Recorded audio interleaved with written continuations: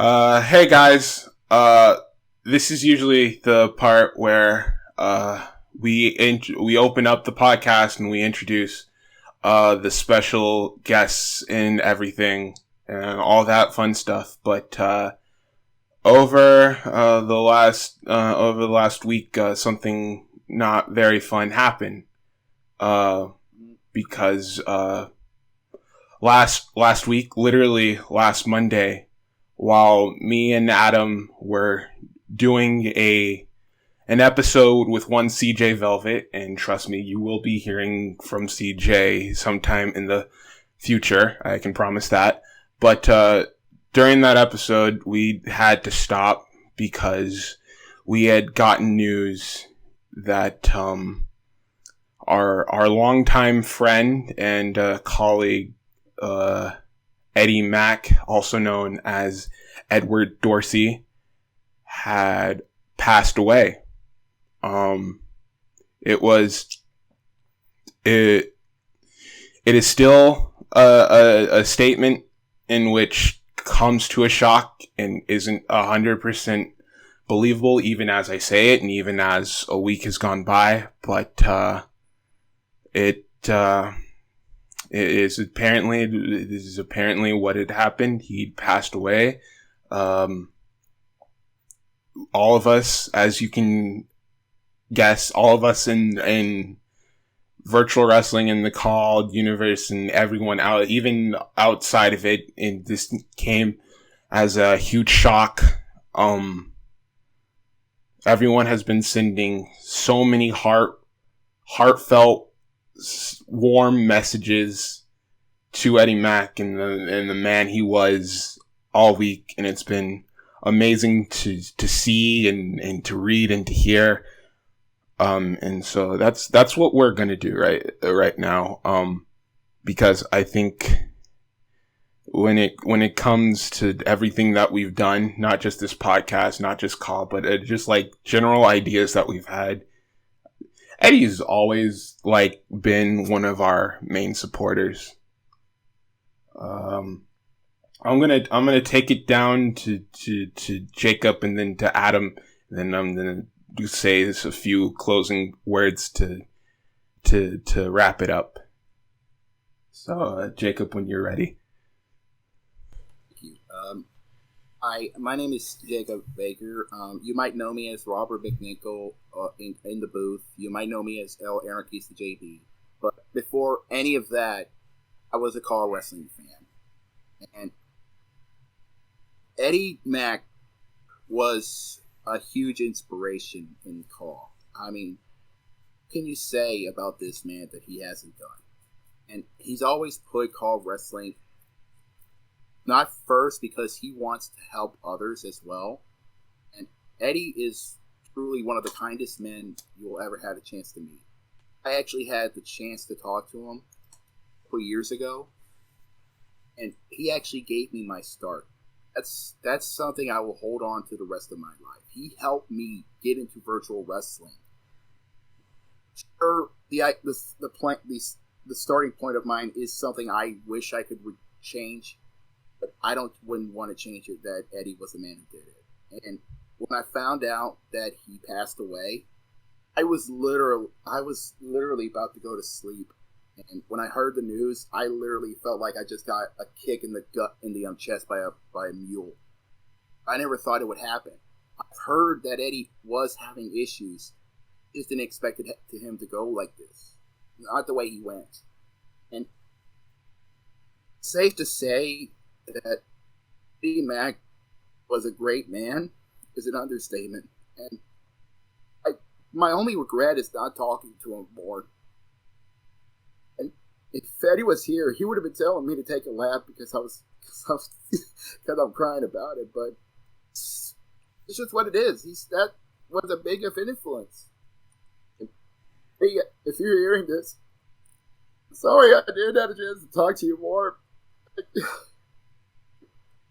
I wish we would have come more than just a businessman, and I wish I would have come up just a friend to you. I miss you, man, and I hope the pearly gates are taking a big lap right now.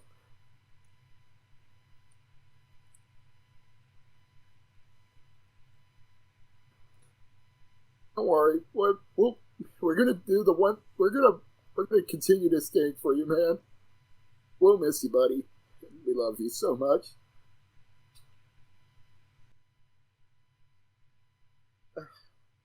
Keziah. Adam? Oh, yeah. It was very, very shocking to hear about it. It's a situation that has not, into many forms, at least to the capacity that it has affected. A death like this has not happened within the community.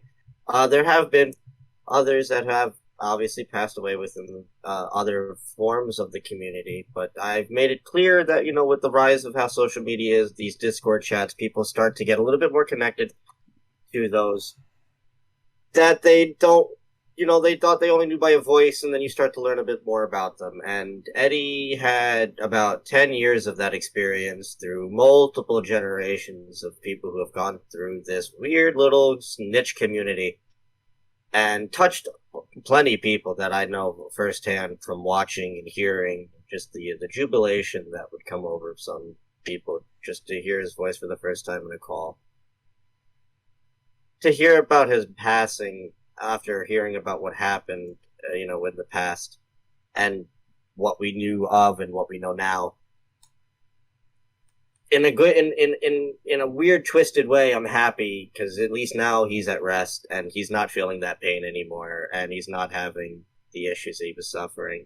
It does suck that we didn't get to have at least one last opportunity to talk to him before something happened. But everything going forward that this community is going to do, what we're going to do here with the podcast and everything, will be a dedication to him going forward. Everything, to most people, without Eddie, there is no them within this community. So for that, I think it's owed to keep his legacy alive and keep running and keep the spirits high, because Jeb was Eddie. He always had his spirits high, and that's what we're going to continue to do. And all I can say is rest in peace, Eddie. We're going to miss him. If there's anything that I want for people to take away from all of this, is to remember the type of man that Eddie Mack was. He wasn't a perfect being, but none of us are.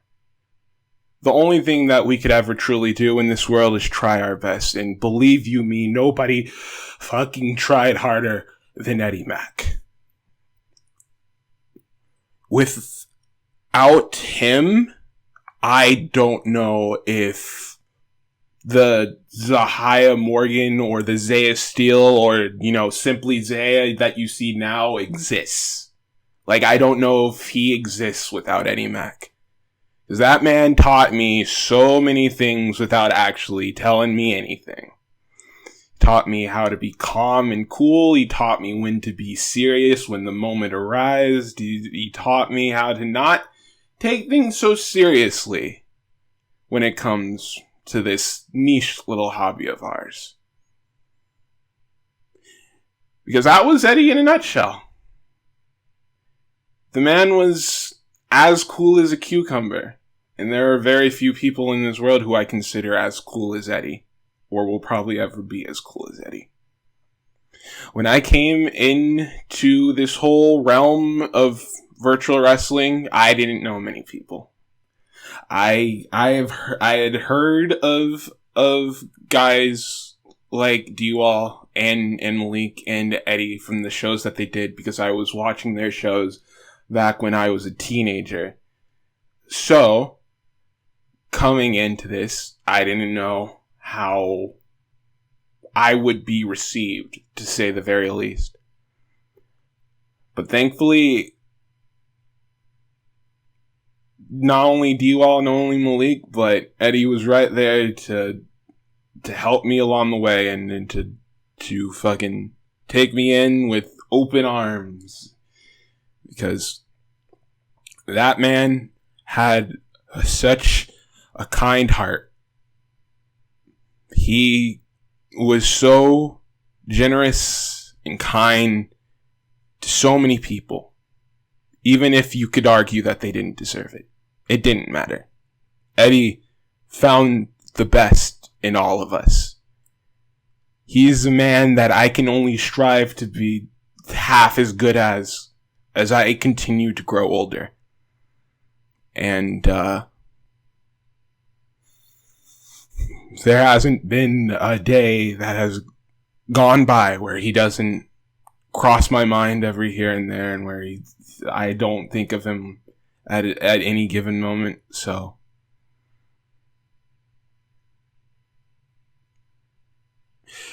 it's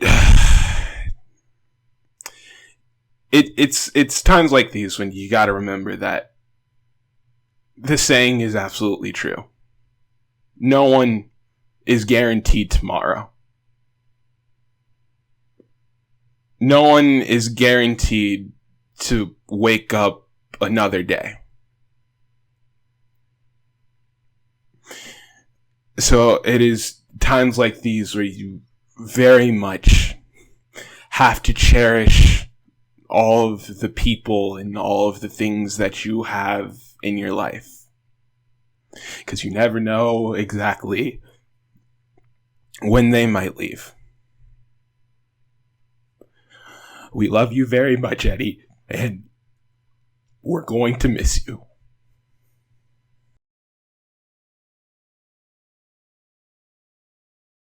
Welcome, everyone, to the Four Post Massacre Podcast. I am, of course, your host. You can simply call me Zaya. With me, as always, is my colorful co-host. Colorful. Shut the fuck up. He is the pot man, of course, the pot father, Adam Jackpot.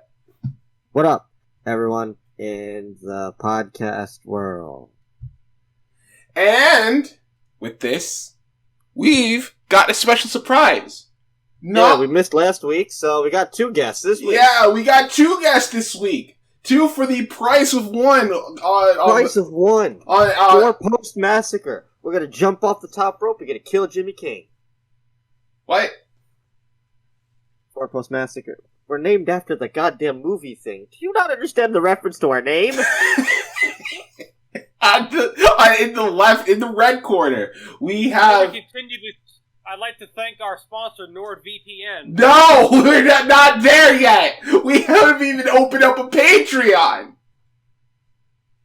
Well, we already heard his voice. So, coming in the red corner, we have none other than the owner of RCCW and one of the founding members of the Call League of Nations. He is, of course, Rick C. I am the taker of souls, the digger of holes, the man with the golden platinum shuffle, the man who's gonna take your wife and your daughter and your husband and your brother. I am the Jeff Jarrett of professional wrestling, Rick C. No sense, because Jeff Jarrett's... Shut up, Jeff Jarrett. Jeff Jarrett is... He's just... Because it's not his world, it's my world! Just introduce... Just introduce... Alright, and in the blue corner, mixed with a little bit of green, we've got one of the new voices for Madhouse Entertainment, as well as the voice of SCA. You've heard him here and there recently, but now you're going to be hearing him on this podcast. He is, of course, one Jacob Baker, also known as Mr. Robert McNichol. Hello, everyone. Normally, thank you so much, Zaya, for this invitation. It's really awesome to be a part of the Four Post Massacre podcast. Hey, dude, we don't even get the name of the podcast right most of the time, so you're good on that front. We got some... Welcome, ladies and gentlemen, to the Four Corner Shish Kebab Special. Welcome to Beach Blast. Okay. Welcome to our AEW March, coming to you. We gotta start the show. We have to start the show. You go on to our versus Skeletor Part 2. Oh my god, Josiah. Alright, so we got some stuff to talk about on this episode of the Four Post Massacre Podcast. We got some news over on Impact Wrestling and NXT. Apparently Triple H said some dumb shit. We're gonna be talking about Zahia Morgan about to fight the one and only King Kong T-Rex. What? No, goddamn, no. I'm pretty sure Adam already booked that. Like, Next, didn't I fight Godzilla? Sometime. But also, I guess since we also missed it last week, I do still want to stress the releases a little bit. Oh yeah, we can do that. We are also other stuff. We are also going to be going. We're going to be doing a bit of an overview of the mid-season of Dark Side of the Ring. We'll be going over some of the episodes that we didn't get to talk about on this said episode, and we're going to be going down some of our favorite episodes of this season so far. Also, we got a mystery box segment. Hopefully, finally. I've been planning this for a little bit, so hopefully all goes well that ends well. But first, yep, before that, you know what time it is. It is time for our AEW Dynamite review. Dynamite. Fireworks. Paint. Explosion. Dust. Dynamite. Cody Rhodes. WWE. Cody Rhodes. Dynamite. Oh, don't start. Something. Kenny Omega. Oh, God. Well, light the fuse. We are still in Daly's Place for Friday night. AEW Dynamite here on June 6th, the 11th, 2021. Get tired of it. You don't like the Friday night time slot? I feel like the first time was fun. Hey, look, they had to do that because TNT got the rights to NHL, and they were going to do this whole thing, so they had to move Dynamite to Fridays. But as they said, they're going to have a new show coming out next year. It's going to be on the Superstation and all that. To be fair, I kind of it's nice. You're on the West Coast. I really like this episode of Dynamite. Oh no, the show itself was great. I'm just not a big fan of 10 o'clock Friday. What the fuck are you doing at 10 o'clock? I have other things that happen. I'm just getting home at 10 o'clock. That's not here nor there. Anyway, we kick off with Christian and Angelico, and great opener. Yeah. So this basically starts out. Big Money Matt is out in the middle of the ring. Says that Christian is basically mad at him because he has made more money than he ever has. Says that Angelico is going to use Big Money Matt straps to take out Christian for good, and so that Christian will never financially recover from this ever. Oh, Matt. I love this gimmick. That everything. Honestly, I'm a big fan of this feud. Honestly, I'm kind of ecstatic that he brought back Big Money Matt because it was a good idea at Impact, but they didn't have that much deep of a run before he became Broken Matt. Go ahead, Rick. Oh. Personally, I like Big Money Matt more than I like Broken or Woken Matt. Like, don't get me wrong, Broken Matt Hardy is great. He's brilliant, but every meme has to die sometime. So Big Money Matt like actually giving some more to Big Money Matt, and also the song is a bop. Ghost Town's a bop. Yeah, he's got. I mean, I feel like the appeal here of the Broken Hardy universe was the universe itself, whereas Big Money Matt gets to have a lot more fun on the mic. That's true. Mm-hmm. So this go ahead. No, I was gonna say, and he's decided to go down the role of a manager, which is manager / wrestler. That he's got Private Party, TH2, The Butcher and the Blade of the Bunny, which is a lot of good young talent. So he's actually looking forward to the future. Yes, that young knockout kid, Jack Evans. So we start off the show with Angelico and Christian. Christian. This match pretty much starts off, they're exchanging holds, Angelico pretty much the technical type in the tag team with him and Jack Evans. A lot of quick and smooth action to start off. But it was very clear that Angelico was actually getting the better of Christian at the beginning of it. So much so he starts showing off, and then Christian just slaps him in the face. Christian starts working out over Angelico until he gets to the top. He gets pulled off by his arm. He does like this arm breaker from the top rope that looks sick. And from that point, Angelico is just pretty much working over Christian's arm for a good majority of the match. Christian fights back, though, goes for a sunset flip at one point, almost gets countered into the Navarro death trap, but Christian escapes it. Angelico again tries to go for the arm breaker on the top rope again, but Christian counters it with a nice top rope reverse DDT. Angelico sells right on top of his neck. That looked pretty sweet. Christian starts making his comeback. The forearms uppercut, the middle rope DDT. You've seen it before. He's done it a lot of times in WWE. Christian tries to go for his signature slap spot in the ropes, but Evans distracts him. Angelico swipes at him, but Christian hits him with a reverse hot shot and a diving headbutt. Angelico then tries to go up top, gets countered with 2 boots to the face, followed up with a small package for a 2. And Angelico hit like a fucking nice-ass grounded enziguri. Like, he was on the ground, and then he kicked Christian with the side of his foot. That looked pretty cool. Goes into a jackknife pin, only gets 2. There's a double noggin knocker spot. Both men go down. Christian gets in the corner, and Angelico rushes him, but Christian hits him with the pendulum kick and a top rope uppercut. Then Christian hits the kill switch, gets the victory. A very nice match to open up the show. Definitely.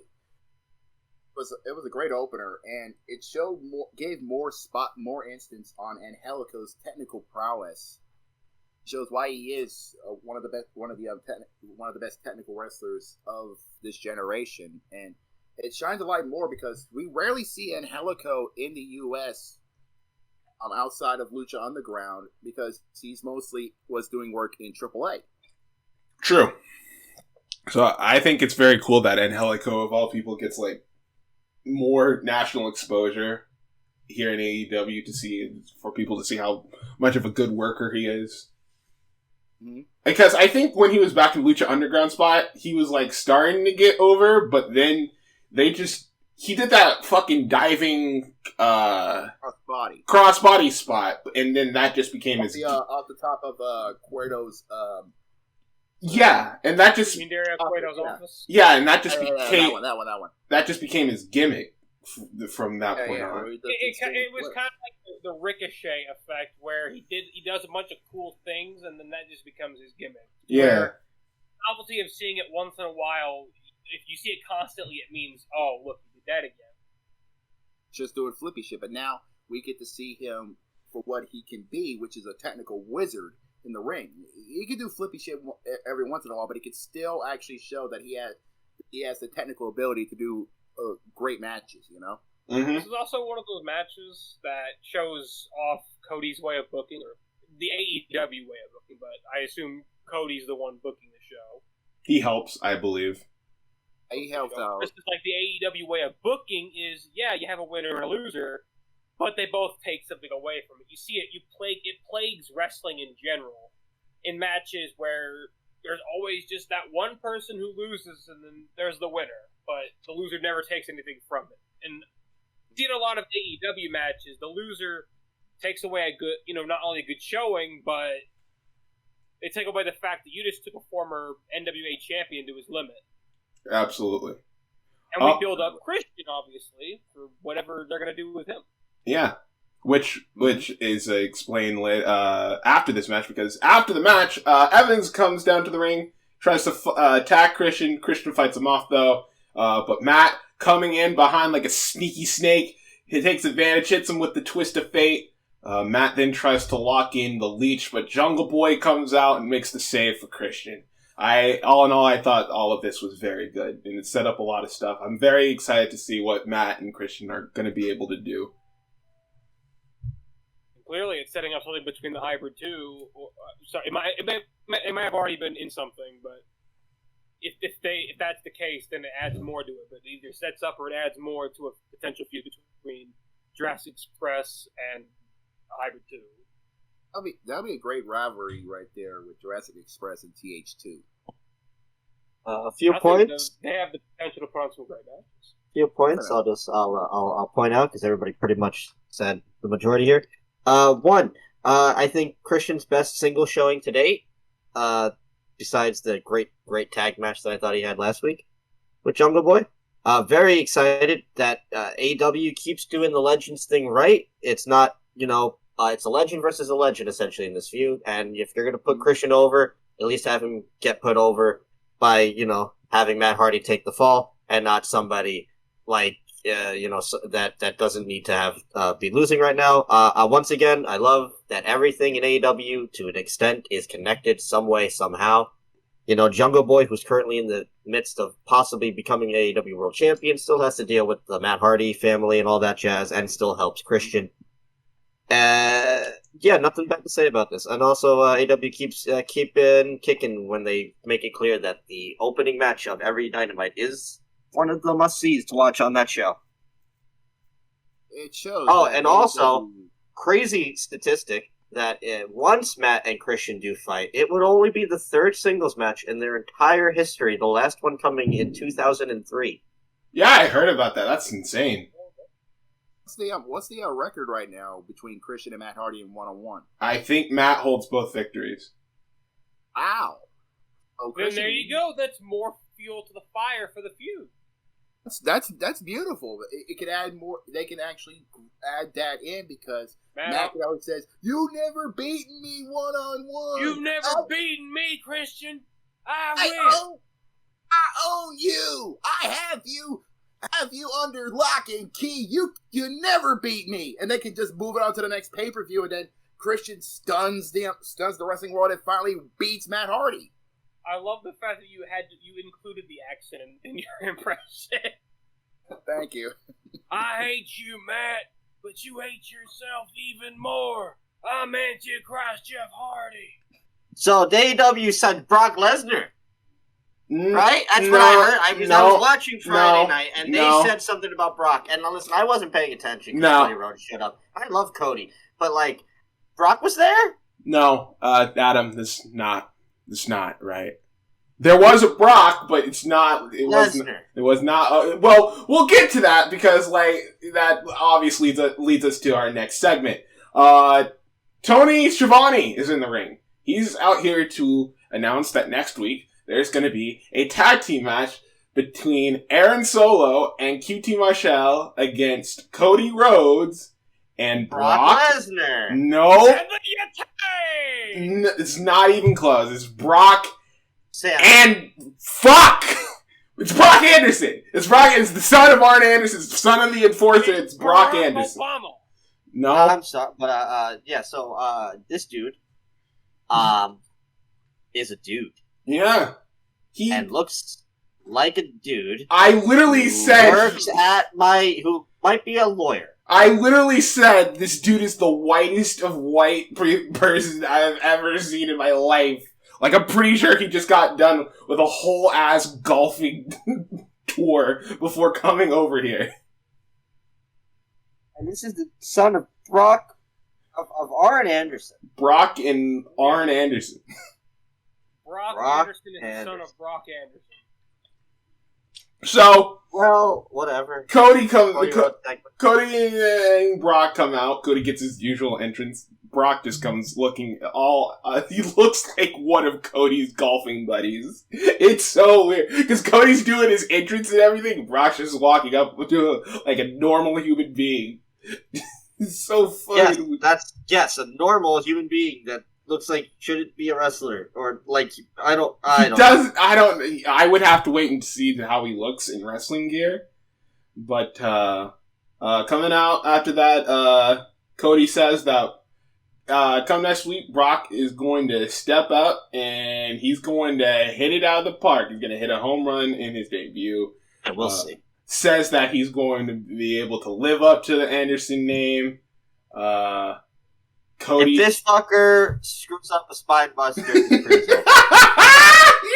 hear the end of it. Especially when we get to Hobbs later. Because oh boy. Will Hobbs? Yeah. Oh boy. If we gotta compare him to compare his spine buster to Hobbs, this is not gonna be pretty. Cody says that he was beaten by a go-go last week, which then would lead to QT coming out. QT says he pinned Cody all by himself. He says he's sick of the nepotism. Says that he wants to whip Cody's ass literally and challenges him to a South Beach strap match. That's going to take place at Road Rager. When's that? That's July... Only known as Bash at the Beach, but... July 7th. Okay. And will be a South Beach strap match at Road Rager, which is essentially the prelude to the two-night Fight for the Fallen. So, Cody says he will, we're gonna have a strap match, we're gonna have it right now, and then he tries to take off his pants, which makes me think he got very confused on what strap he's supposed to be using. Oh, he's going to try and... He was thinking a little bit of the BDSM. QT runs off for a bit, comes back, whips Arn, Brock does the, MMA style takedown, fights him off, they back off. This is just all basic setup for a tag team match and for a strap match. I don't think anybody could give one iota of a fuck about. Adrenaline. Something, Cody. Off my pants. I'm gonna whip QT Marshall. Dusty Rhodes is my dad. My best friend just got done golf. Jacob, do you have anything you can possibly say about this? Okay. Whole segment was a great idea. We get to see the son of the Enforcer have a chance to maybe live up to the family legacy that Arn has left. The fact that QT came in and did his own shtick about saying, once again we're going to do this thing about generations of blah blah blah blah blah, and it was really good because it adds more heat to QT Marshall, and the fact that he made the match a strap match. You can call it a South Beach strap match. Well, we all know it's a strap match. It's a great idea because QT can't run away like he does, and he can, and it's going to be a great match. But I have to agree on Rick on this because when Cody said we're going to have a strap match, we'll do it right now, and he takes off his belt, I was like, dude, this ain't. What are you going to do? You're going to just trying to whip him like he's a 5-year-old kid after dropping him. I just said Cody was in a BDSM. Either way, it's just weird the fact that he would go immediately to his belt, and said he wants to literally whip his ass. And I was like, okay, but that's weird. But to a fair point, when the imposter is sus, Cody God. Rhodes wanted for various crimes. Jesus fucking Christ. Nonetheless, I think this was a great segment. We might be able we get some more dialogue for the upcoming strap match. We get to see even though Brock was in regular clothes and he looked like he would be one of his golfing buddies, he did a great takedown. So it shows to me that he was just only wearing that because he was not ready to wrestle. But next week he'll be all in wrestling gear, and we'll be able to judge if he can live up to the expectation that the Enforcer has laid to us. You know. I get what you're saying. And like you said, if he botches one double-A spine buster, he will never hear the end of it until the end of time. Nope. That was Arn's thing.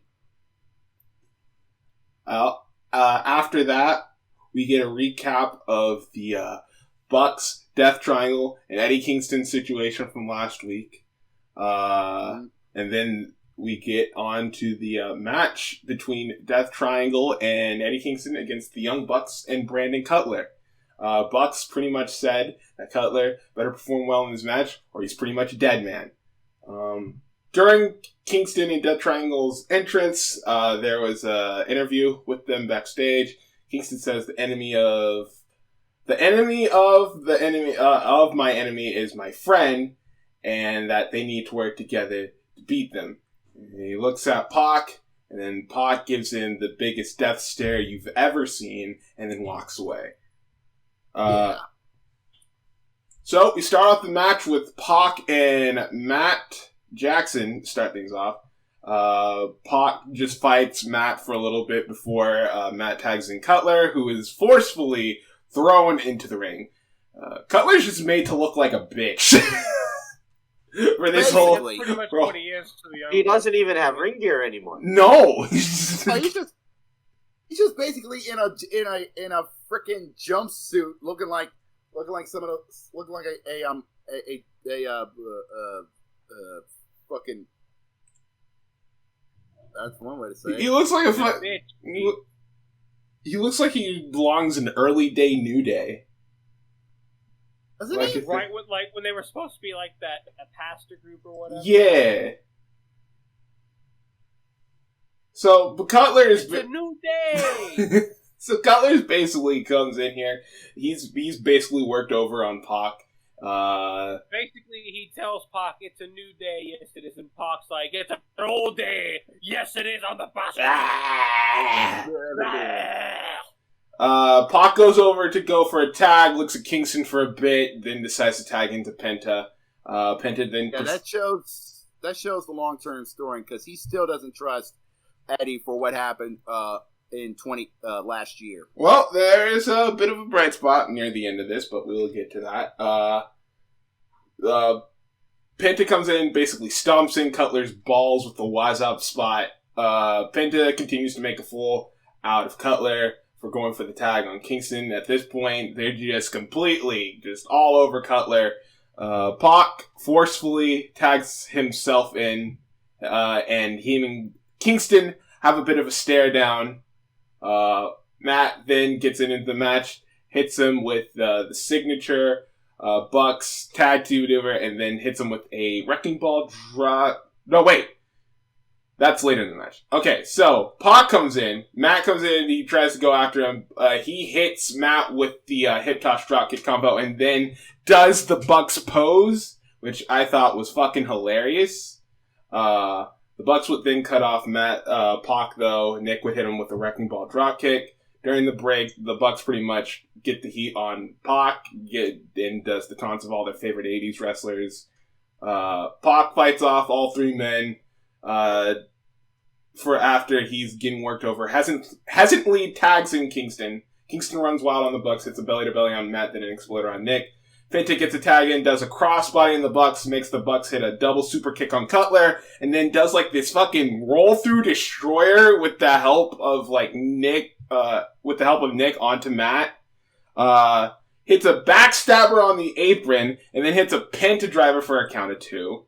The three finally seem to be working good together. Nick then hits a fucking... I don't know what he did. He turned his whole body around and hit him with a rebound lariat. Looked sick. Action gets a little bit crazy. Pentas does a step up toe pick on Hilo. Pac hits a 450 on Matt, and then locks in the brutalizer. Nick tries to break it up, but Pac won't let it go. Eddie hits an NZ on Nick, and then convinces Pac to do a double suicide dive, so you can see them start to work together a bit more as the match goes on and on.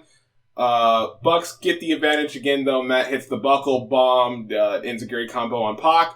Cutler tries for a springboard elbow after he is tagged in, but misses completely. Eddie hits the Hurricane, and then he lets Pac get the victory. After the match, the Bucks immediately get the drop in on them. The Good Brothers come out. They try to take out Death Triangle in Kingston. Kazarian comes out.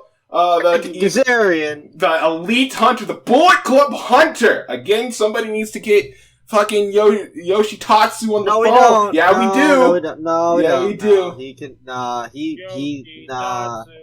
No. So Frankie. They have Billy Gunn, I guess. So Frankie Kazarian runs out. The Bucks. It takes out Cutler. The Bucks and the Good Brothers get out of there. Very interested to see where all of this goes, because there's a lot of moving factors in this that make this a lot of interesting. It sets up a match this Friday. If I'm not mistaken, it's going to be Eddie and Penta. No, is it Eddie? Eddie, Death Triangle, and Kazarian taking on the Bucks and Good Brothers. Bucks and the Good Brothers. So that 8-man's going to be killer. Wild. Oh, definitely. This match itself, even with the Brandon Cutler interference, and not interference, but involvement, I thought was a match of the night. I think that is definitely going to be match of the night. Because I personally have one thing I want to address. Okay. For it. There should be more nights where Kenny and his crew get laid out. Definitely. I get it, big. They've kind of felt untouchable for a while. And it's kind of getting to the point where, okay, now sometimes you're going to have to lay down for the night. Yeah, Mm-hmm. Agreed. It's not overly to the point where it's, like, impossible levels, but it's starting to get to the point where sometimes... Yes, I know, I'm aware, Mr. Muted chat. Yes, Kenny did get his ass, but that was recent. And if that was recently, I'm just saying that, but count from when he won the title to that moment. When did he ever get laid out? When was he ever, it always seemed like he got the last laugh.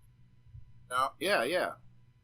But there's nothing wrong with Kenny as world champion. Well, you shouldn't do it all the time, because if you do that, then Kenny, for one, he's your champion, and two, he as the big heel, he should get the last laugh most of the time. Because that makes it all the more better when he does get beat.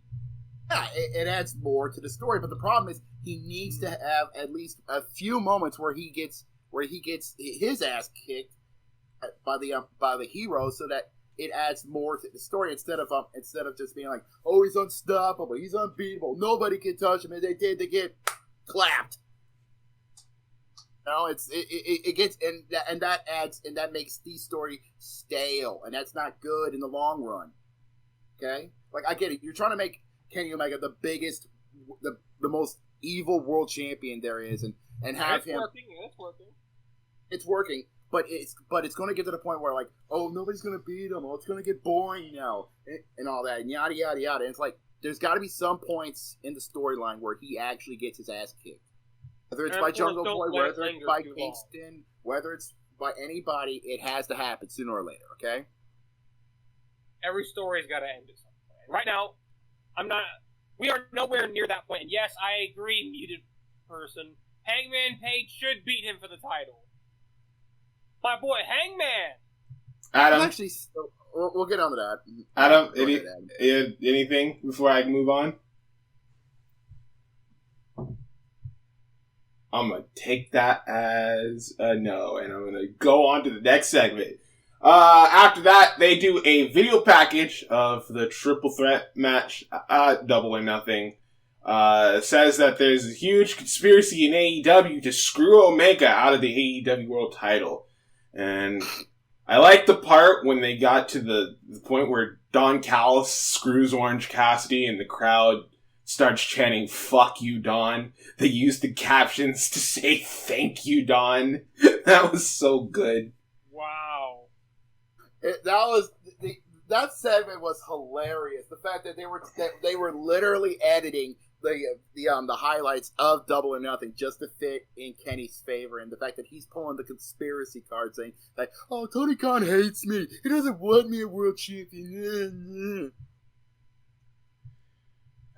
And I agree with the dude in the chat that says that they're building up Orange Cassidy because Orange Cassidy, he can be a fantastic wrestler when he wants to. And he's also a great comedic wrestler when he wants to. It's fantastic. He can pull it to both worlds. And I have stated that him being freshly squeezed, that's great. But I stated that if he wants to, he could turn heel and be the most amazing wrestler ever. And I stated that would be a perfect nickname to call him Concentrated Orange Cassidy. Personally, I think Orange Cassidy's better as a face. Bro, true. He's really over. The thing is, he's really over, so I feel like it wouldn't be a smart move to turn. Yeah, not at this moment. No. Keep this gravy train rolling with Freshly Squeezed because the fans love him. The internet darlings love him. It'll be amazing. Just have that in the back burner, just in case it's starting to get stale. You know, have like a little backup plan in your back pocket. You know, I get what you're saying. After this, though, we have. Oh, my favorite time of every AEW show. We got the Pinnacle coming out for another in-ring promo. Honestly. Yeah. And this was a beautiful one because everyone had their own moments. Like we had FTR just bashing away on Santana and Ortiz, and saying that they're different people. Like we're cultured. We're from North Kakalaki. We know we were raised in tradition and all that. You guys are just a bunch of thugs who couldn't make it as a wrestler. Yeah. It was beautiful. So when I say that this is my favorite part of the fucking show, I am being absolutely 100% facetious because I fucking hated this. Dax. I'm assuming you're not a Pinnacle fan? I'm not a fan of these fucking inner circle Pinnacle in-ring segments every fucking week. But we will get to that as I break it down. So this is basically just broken up into parts because they all take their individual turns. Dax talks first, says that Stadium Stampede wasn't made for the Pinnacle. He mainly focuses on Santana and Ortiz because they made a challenge to them the last time they were in the ring. Says that they are not so different, but the thing between them that makes them different is that they lost their edge. They bring up how they still haven't won the tag team titles, even though they've been in AEW for almost 3 years now. And that would just basically them accepting their challenge for a tag team match later down the line. Sean Spears is up next. Hey, Sean Spears! There with he the is. glove. There he fucking is. Sean is up. Chairman. Sean says Sammy got lucky. Yeah, he has a vlog and he's an indie wrestler. He's not wrong. Sean Spears with the facts, dropping mad bombs. Says he's the hero of this story and gets really mad at the Tully's got to hold him back. He's a Canadian guy. Don't let the dog off his leash. Don't you dare! That's the big dog, Sean Spears. I will kill you. I will kill you. Before we continue, I want to point this out. Sean Spears, this has been the best resurgence of his career in ever, considering the fact that, well, we all know what happened when he was in WWE. I feel like when he came to AEW, I was like, there might be some hope there, and the fact that he aligned with Tully Blanchard, it only moved forward. Okay, and I was so happy that he became the chairman of AEW, to be this badass that I thought he could be. And that promo, that was just a pure heat magnet right there. The fact that he called out Sammy for being an indie darling and nothing else. And I was like, well, then you're adding heat to yourself. That's good for you. So, after that, Wardlow's up next. By the way, I need everybody to go on Twitter right now and look up the fucking GIF of Wardlow hitting Mayhem on this jobber on Dark Elevation, because I guarantee you it will be the best thing you see all week. The best thing you see all week.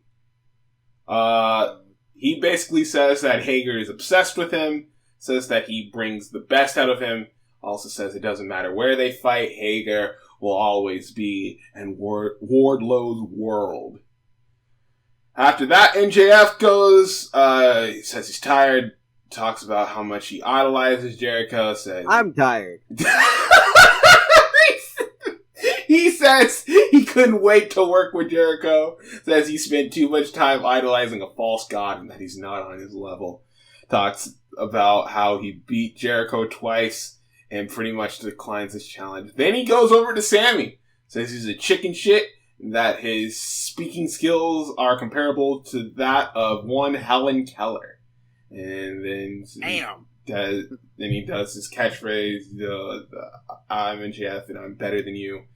That will lead to the Inner Circle coming on screen. Says that MJF must think he's so clever. They must think they're so clever. And he's like, well, you guys can talk about how clever you are while you're walking home. And then they show the limo of the Pinnacle. And then they proceed to destroy it. Santana. Oh yes, the classic destroy your car, haha, funny poo-poo fart moment. Yeah, Santana. I have to agree. It is an old trope to fall back to. Honestly, Kofi did it the best. Oh yeah, with the NASCAR thing, dumping all the paint and all that shit. So pretty much it goes, they're smashing up the windows. Pretty much Santana at one point slashes their tires. Hager hits it with a forklift, then tries to flip over the car, but it gets stuck. So he just has to leave it there.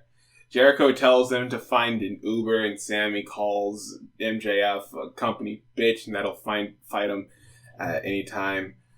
I'm so goddamn sick of these goddamn promos. Like, Honestly, I'm getting to the point where I've got nothing else to say. I don't want to talk about these anymore. I really can't blame you, because if you have the same... look, I speak from experience, that's all I'm going to say, is when you see the same thing over and over and over again, it's tiring. The quote-unquote broken record.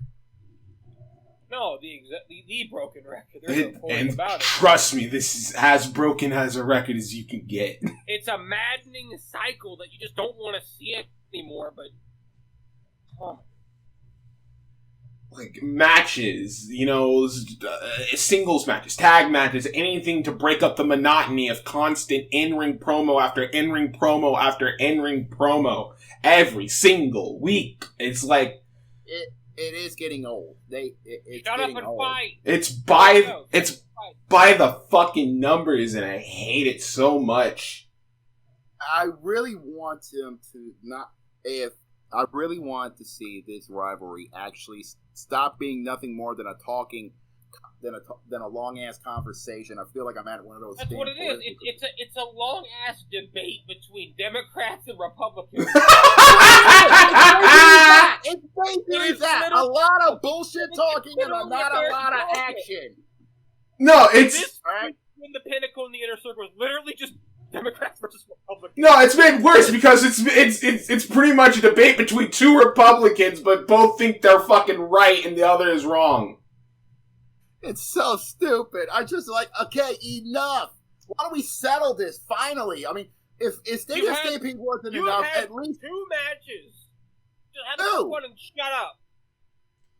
Get the rubber match. Finally, end this damn thing and find out who's the best, and then get over it. Look, there's going to be one versus MJF at the next CP. Sorry, pay-per-view. I'm used to saying. Gotta get you out of kayfabe. It's gonna happen. It's gonna happen. I live in kayfabe. You ain't get me out of it. It's gonna happen. MJF and Chris Jericho will fight, and it's gonna happen. The high what I'm doing is I'm blurring the lines between fiction and reality. Oh boy, we will see it, but it's just yeah. Well, after this, we get a video with Darby Allin and Sting. Last week, the Men of the Year, Ethan Page and Scorpio Sky sent out a challenge for Darby to find someone other than Sting to fight them in a tag team match. So this week, Darby pretty much says, "I'm not replacing Sting," and that I want to fight you both. I'm gonna fight you. I'm gonna fight you both. And Sting, I want you to stay the fuck home. You're old. You suck. I want you to stay home. And Sting's like, yeah. And Sting's like, you want me to stay home? And Darby's like, yeah, I want you to stay home. And Sting's like, you want me to stay home? Okay, I'll stay home. Yeah, you better stay home. Okay, I'll stay home. And that's like the whole fucking promo.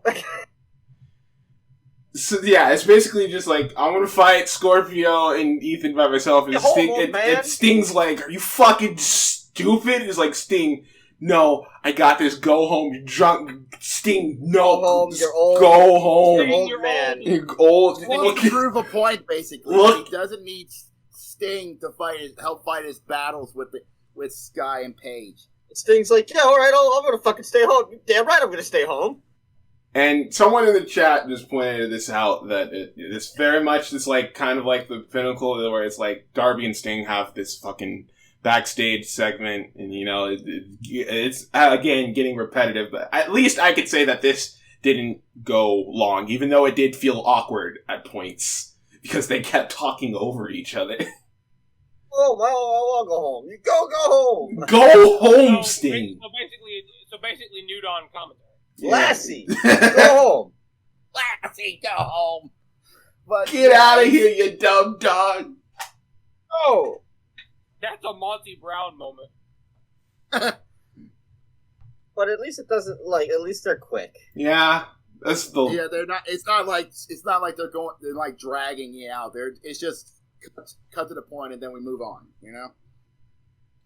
After this, we get Evil Uno talking about his relationship with Brody Lee. Says that he wants to bring back the TNT title to make Brody proud, and Miro is going to find out how devious he can truly be. Which now brings us to Evil Uno and Miro for the TNT title.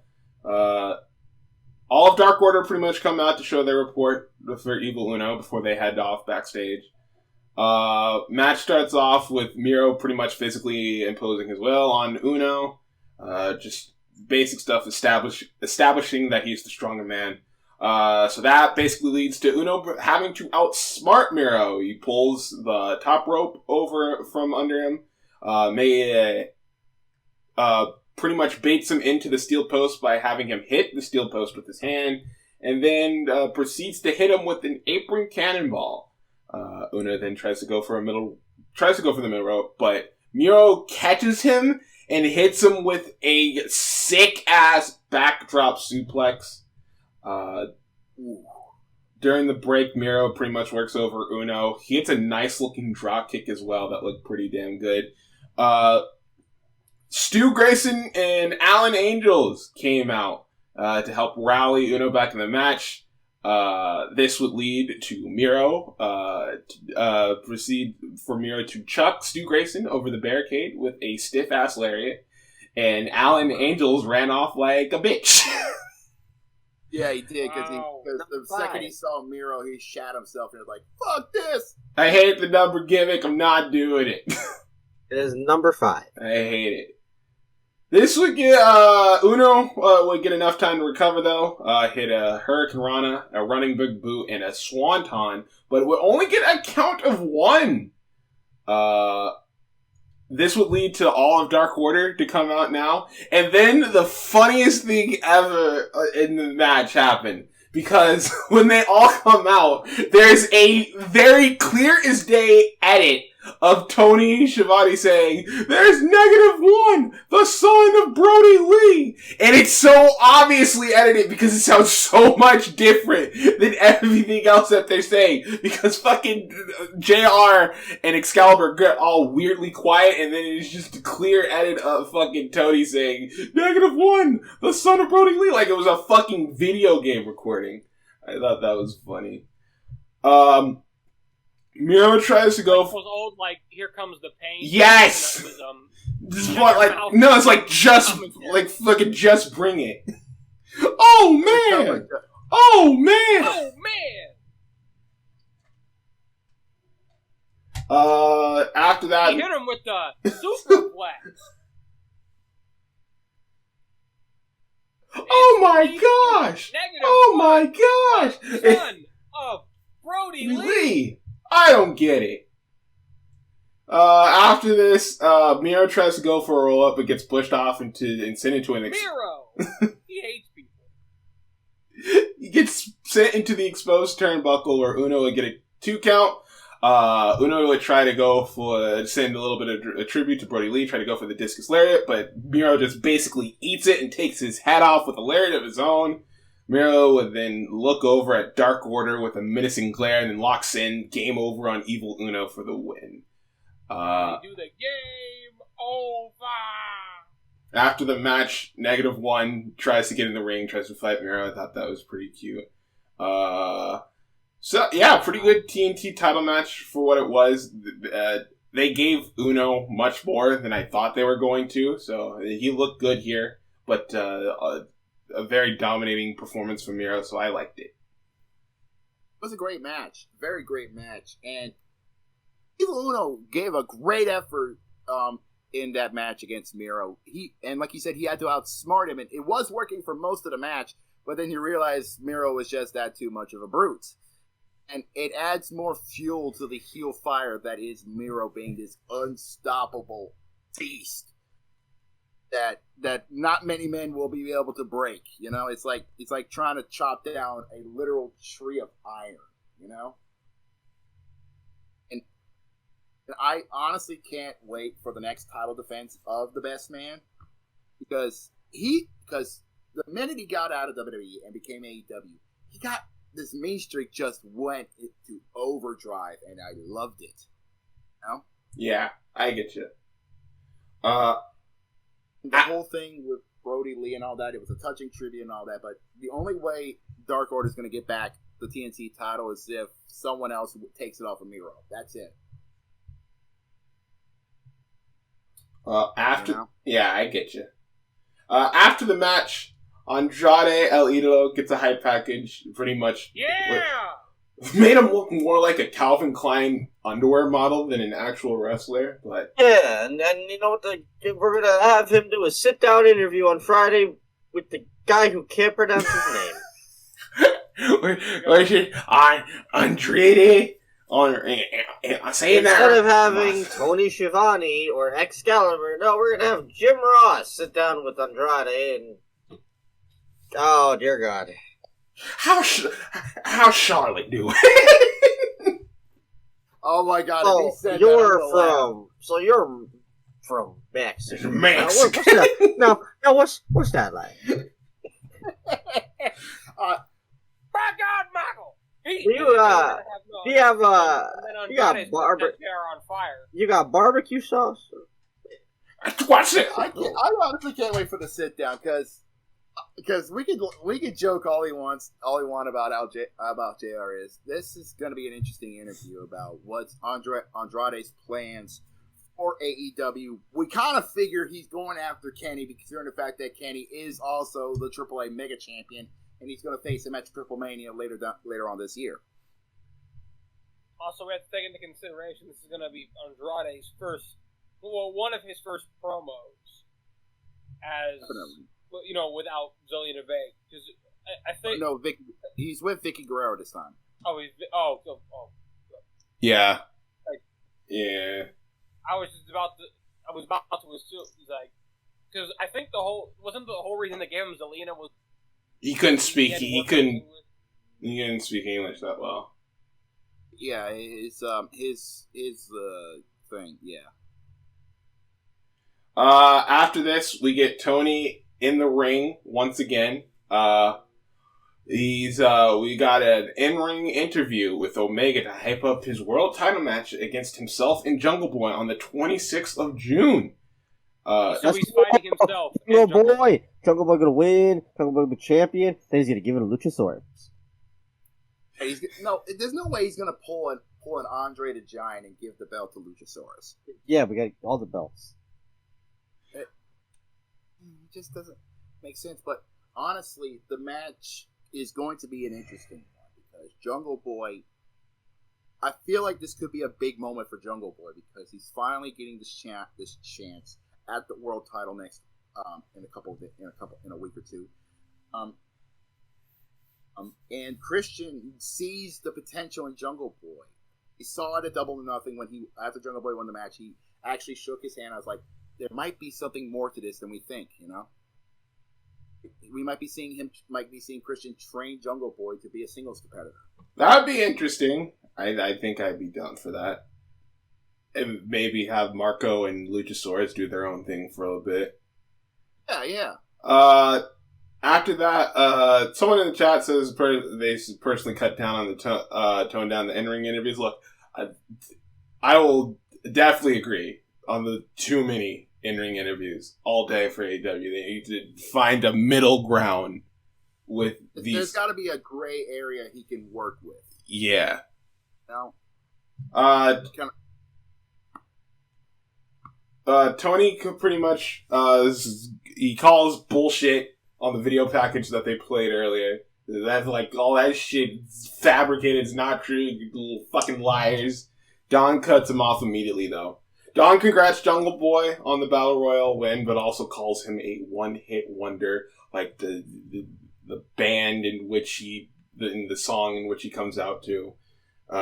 Kenny goes on to talk about how good-looking Jungle Boy is. Why in the fuck is everyone so goddamn horny for Jungle Boy?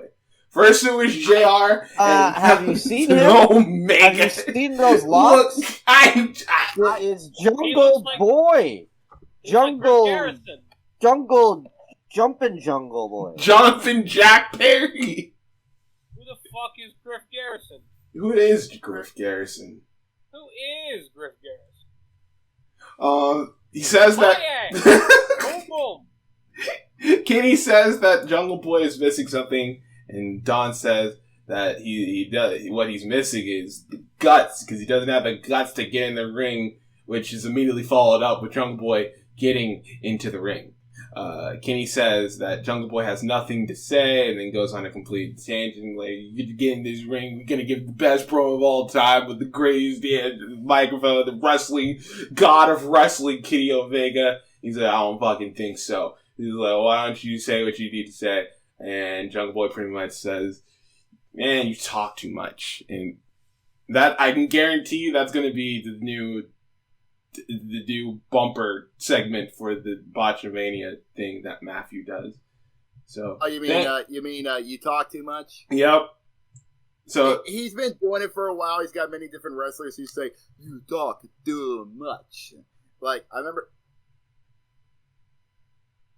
Well, that's gonna be the bumper for that segment for a while. I can already tell. Yeah. Omega tries to go for a cheap shot on Jungle Boy, but he was ready for him. Omega then rakes the eyes, tries to go for something, goes for an Irish whip, but Jungle Boy reverses it and almost locks in the snare trap on Omega. The Bucks come out and Jungle Boy runs off. I thought this was a pretty good segment to hype up the world title match. Made Jungle Boy look good, didn't have him talk too much, did what needed to be done, and then they left. I think this match is going to surprise a lot of people. Oh, definitely. We might be seeing one of the best matches in Jungle Boy's career. I think this has potential to be probably one of the best matches AEW has ever done. This might be the launching point for Jungle Boy to be a singles competitor. This might be it. After this segment, we get Mark Sterling and Jade. He says that my marketing for Jade has gone up 43%. Says that Jade has a family to feed. I'm going to make sure that she's a household name in all media. Jade says that she's that bitch, and everyone can't use that word anymore because she owns it now. Can't say bitch unless you're going to pay Jade. Wow. I don't care for this. I don't care for this duo. Honestly, I haven't heard anything about this duo, honestly. Long story short, Mark Sterling actually becomes the agent to Jade over Matt Hardy, and since then he's been helping Jade get the big money matches, make the most money and all that blah de blah de blah. One of the big money matches. Where the fuck she been? She's mainly on Dark Elevation. It's basically being the bitch, and just say, I ain't doing this match unless you pay me X amount of money. And I was like, really? You haven't even had a good couple matches, and you're already asking for that amount. I was like, sure, you had that great match with Shaq and all that stuff, and yada yada yada yada yada. But, darling, you are still green. We still don't know much about you, girl. You're not worth the money. How do we know you're worth if you don't show it? Yeah, you say that you're worth six figures, but all we're seeing is 10 cents worth of action. That's it.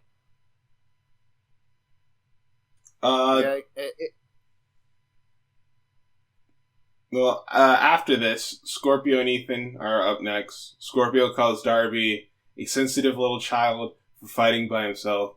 Ethan then says that actions have consequences and that they're going to chop him down bit by bit to elevate themselves higher. It was whatever. Archer out next. He has a squash match. I didn't even get the dude's name because he was like, Archer goes, he goes right after Archer, and Archer just fucking tosses his ass right back into the ring. Chandler Hopkins was the poor sap's name, who doesn't even get a replay because Archer says, "Fuck that, I'm out." Bye. He's got bigger fish to fry. Fucking Archer tosses his ass back in the ring. He then proceeds to hit a fucking deep-ass chokeslam, followed up by the blackout, wins, and then leaves. I like Lance Archer's squash matches. They're cool. I just hope this isn't a reoccurring thing because I want Archer to have something to do and not just go back to where he was. I'd like to believe that that thing that all the big men characters get. They have a couple jobbers for a few weeks, then that's when they start slowly upping the ante. Which I hope is the case, and I really hope so. Agreed, because I want to see more from Lance. Yeah. After this, the wingmen are up, say that Orange Cassidy is close suck and that they're gonna beat him up. Why?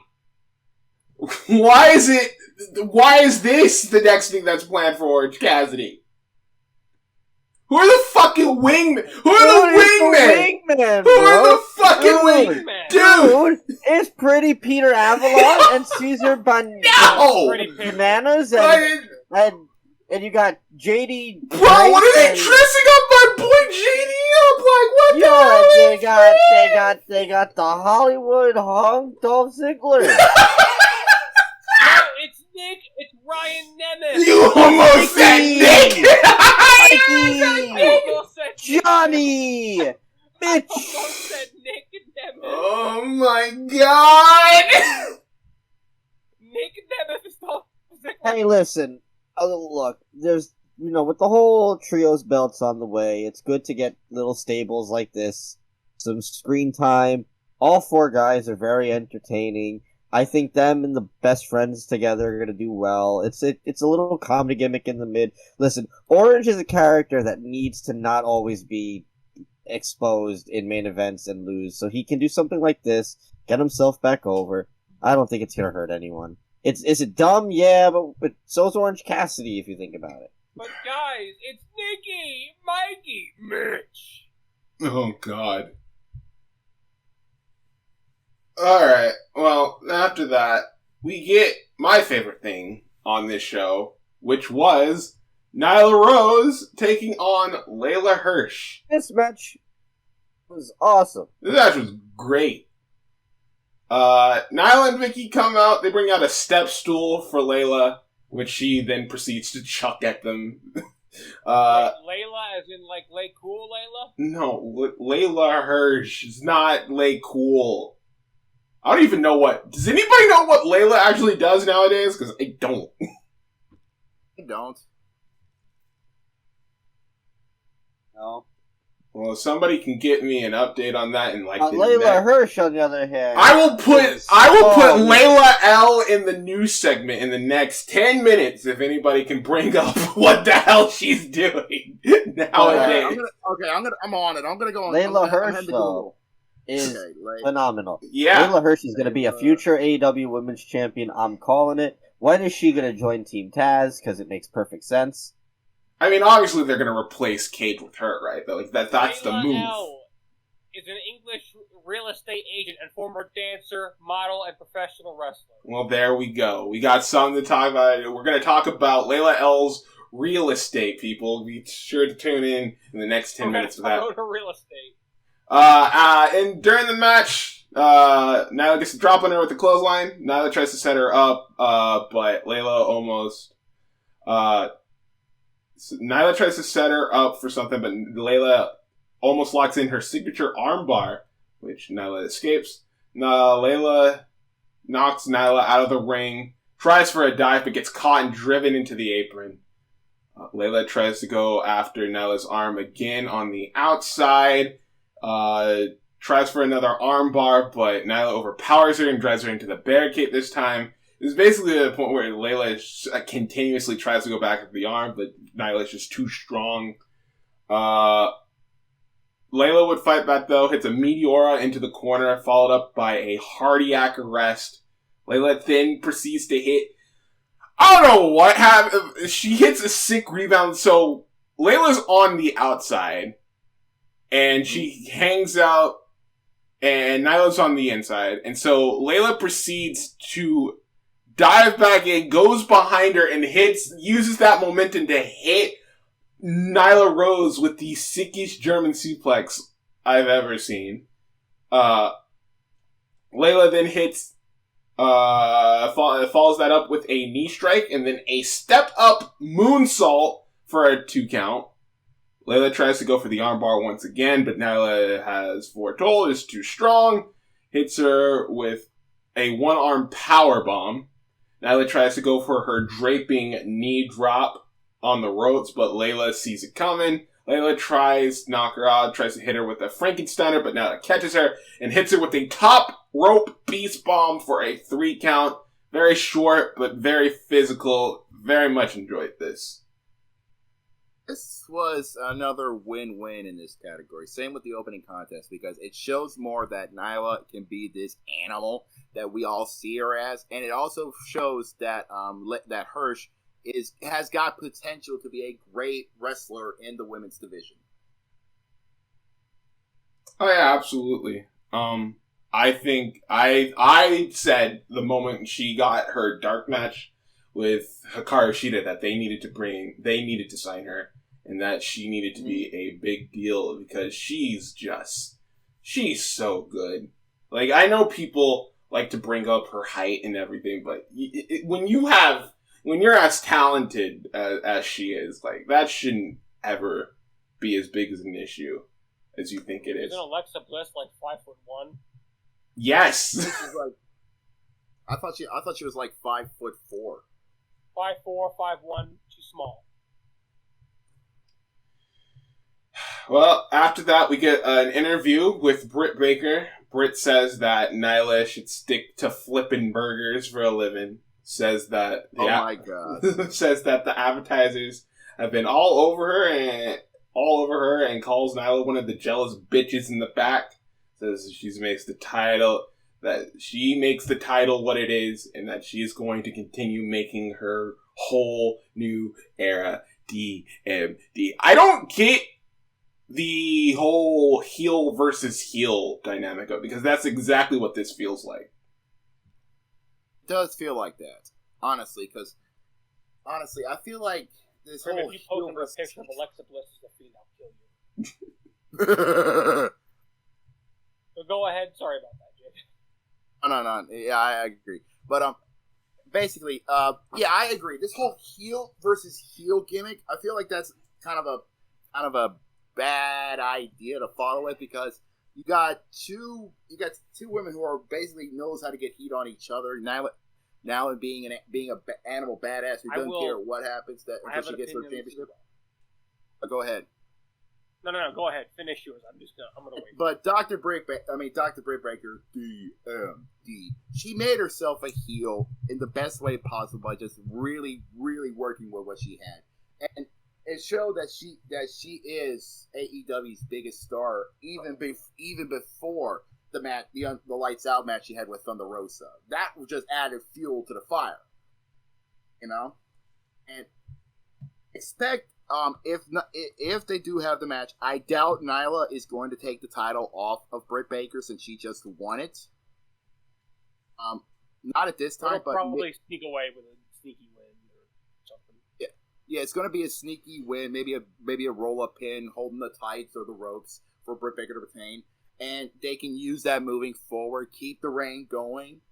I'm going to say this reign should last maybe 5 months. That's a good reign. That's a good minimum for me. And then we can find. Then if Nyla still wants the championship, we could see her go after it again. You know? Yeah. No, I get you.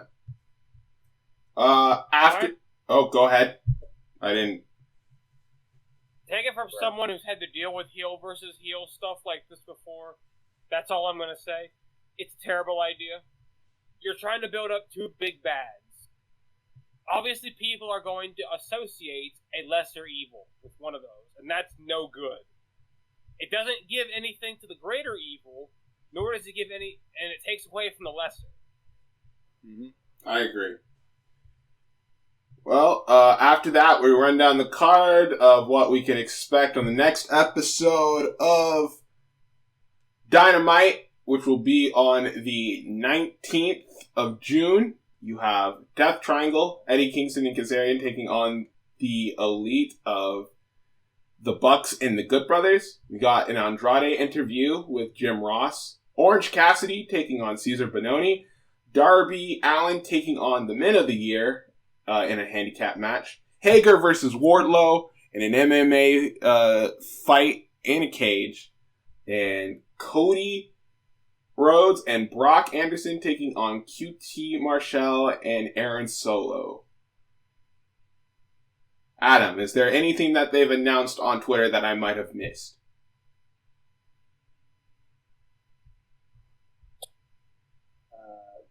Yes, they something got announced. Penelope Ford, because I was watching Elevation earlier, because we're recording on a Monday. Julia Hart will be taking on Penelope Ford this upcoming Friday. I do believe we'll be hearing from Cody again. He gets another segment before his tag match? I do believe we're hearing from Cody again, but I'm going to do a quick look up again just to make sure, because they like to sneak in things. I am very excited for the MMA cage fight. That's gonna be a brutal fight, and I think this match favors Hager because he is trained in MMA. He's part of Bellator. He's got a good record.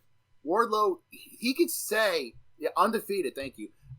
But here's the thing. Wardlow's thinking, no matter what the environment, it's still Wardlow's world. Dude, you have never been in the Octagon like Hager has. Octagon is a totally different animal than the squared circle. I just think it's going to be very interesting to see how they do the whole MMA style cage fight thing, because they might be going with the official rules, the 3 5-minute rounds and they just do striking and all that shit. Like, if they stick to how, GCW has been doing blood sport shit, and they take, inspiration from that, then I think that this could possibly go well. It could be an amazing contest if it works. If they actually take ties from the blood sport event, we can actually see some really good fighting there. But also, before we get to the main event, we do know that Wednesday, July 7th will be Road Rager, and then July 14th and the 21st will be nights 1 and 2 of Fyter Fest, and then July 28th will be Fight for the Fallen. All 4 of these events taking place outside of Daly's Place, Miami, Florida, Texas, Garland, Texas, Cedar Park, Texas, and Charlotte, North Carolina, respectively. So, next coming few weeks, after these goddamn Friday Night Dynamites are out of the way, we're going to start seeing a new crop of people, which I'm very excited to see. People that aren't Daly's Place. Main event time. We're going on the road again, Adam. On the road again. It's like that song, on the road again.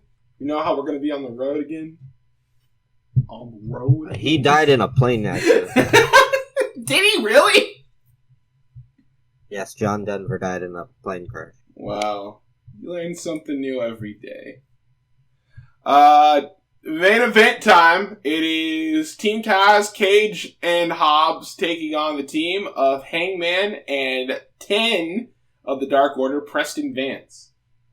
Cage and Hangman pretty much start off the match. They pretty much go after each other right away. Hangman gets the better of Cage after a sequence that leads to a standing shooting star press from Hangman Page. Hangman tags in 10. Comes to the match. It's a flurry of forearms on Cage, followed up by a running pump kick, and would look to get on the roll, but gets cut off by Hobbs, and then gets planted with a double powerbomb from Cage and Hobbs. Vance would try to go after Hobbs in the corner, but he would hit him with a kitchen sink. During the break, Hook and Starks came out, and what we believe to be support for Will Hobbs and Brian Cage. Cage tries to go for a discus lariat on 10, but he ducks it and we hit him with a pump kick and then another on Will Hobbs. Hangman then gets the tag in, win for a pescado on Cage, gets caught, Haranas him into the post. He would then hit a moonsault from the top rope onto Hobbs.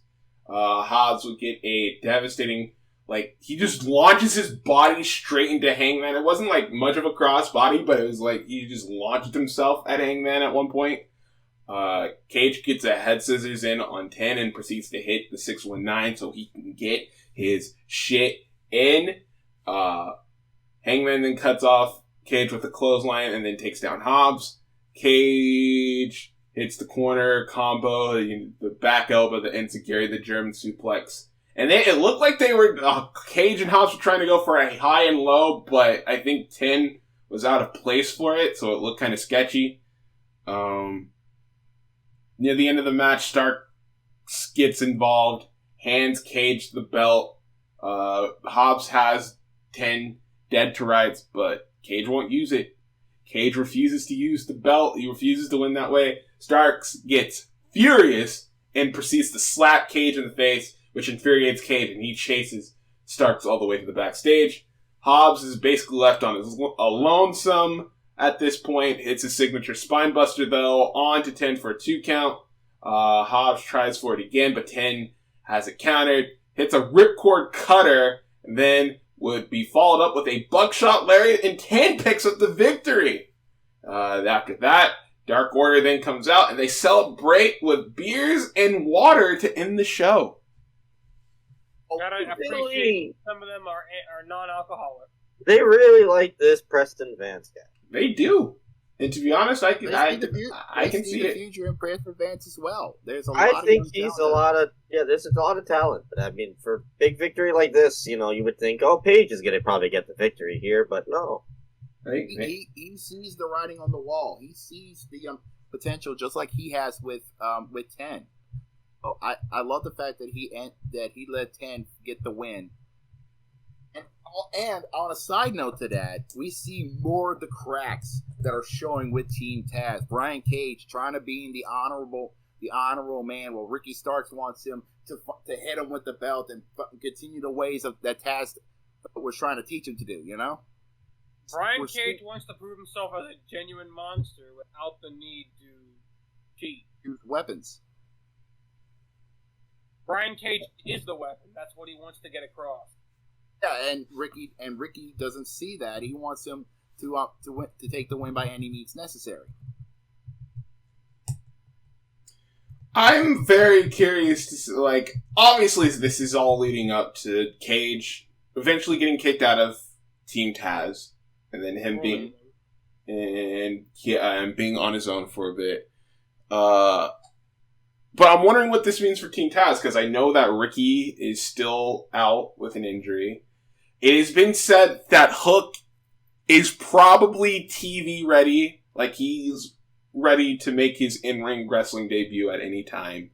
So I'm curious if they're just going to go with Hook and Hobbs as a tag team, which would probably be best for Hook, because then he won't have to, work as much. He can do what he needs to do in matches, and then Hobbs can take the majority of it, gets him a chance to learn. And also, if this all leads to an eventual Cage and Starks match, and what that's all going to lead up to, and when Ricky Starks is going to come back into the fold, and after that, after Cage is gone, is Starks going to be the main focus of Team Taz? And if we're going to get a new member of Team Taz after Cage gets kicked out. So a lot of factors going into this one. Very excited to see where it goes. Very excited to see what Team Taz is going to be doing the next couple of weeks.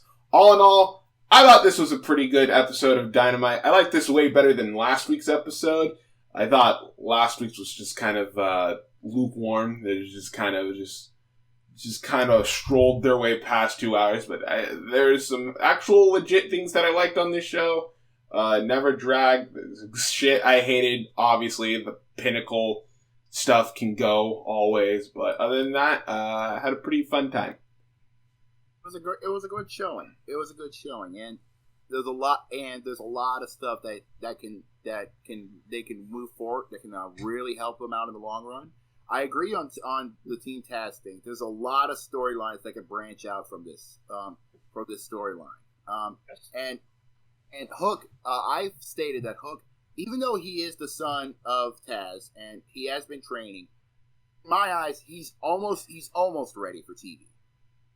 but not yet. He's going to get there. He's going to get there. So it's going to take some time, and it might take some tag team matches where he's with Hobbs and Cage, where he gets a few spots to hit in there, and it's just going to be mostly them, and that's good. That means we can see the foundation being formed on the potential. We can watch the kid grow.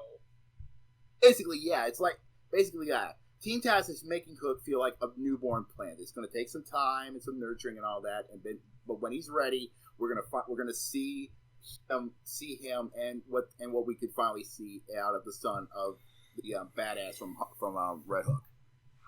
The thing about a good episode, it builds your stuff. It builds up to your big events, but it also offers you more. It offers you something here and there. It helps you tell your stories. Helps you add more depth to your stories. But it feels like an episode.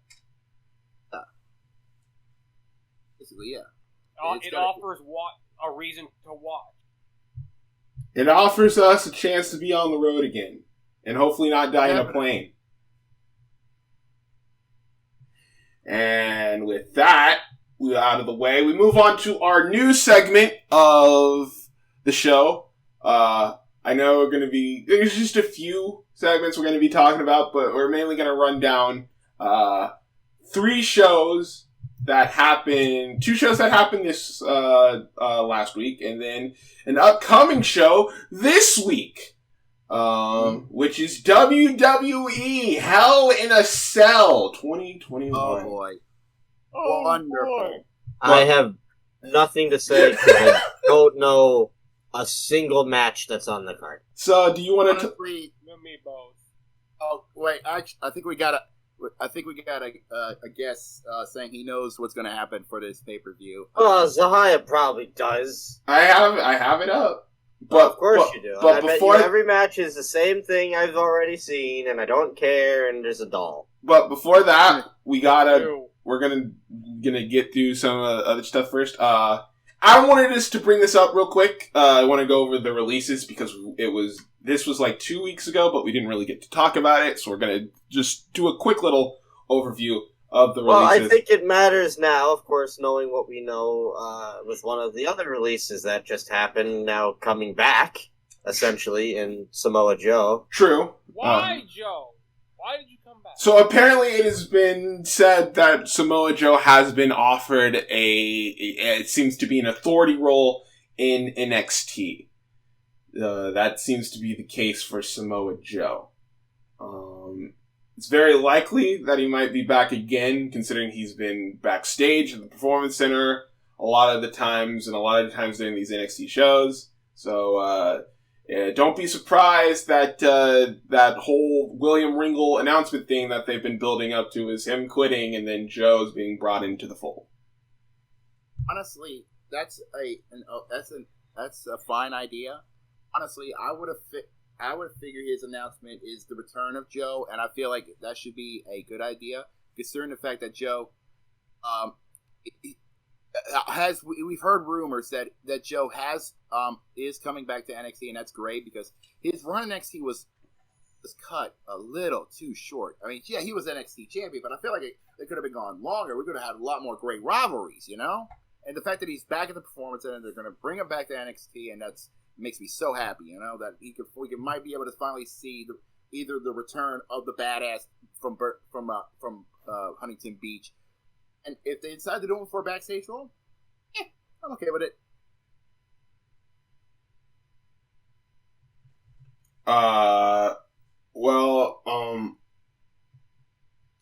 Yeah, I don't know what else to say about this. Like, it's Joe's choice. He's obviously Joe owes wrestling nothing more at this point. He's broken his body for literally every promotion he's ever worked in. So whatever he wants to do, he's well within his rights. My issue isn't with Joe resigning. It's with, I feel if Regal is about to no longer be an on-screen character for NXT, that's the real heart of NXT. Mm-hmm. For 7 years, real William Regal was like the staple GM. He's the guy. He's like the Teddy Long to SmackDown.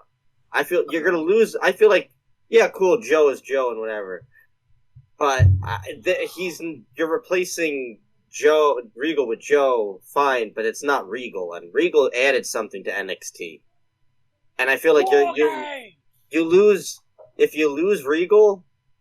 I feel like you're gonna lose a lot more fans.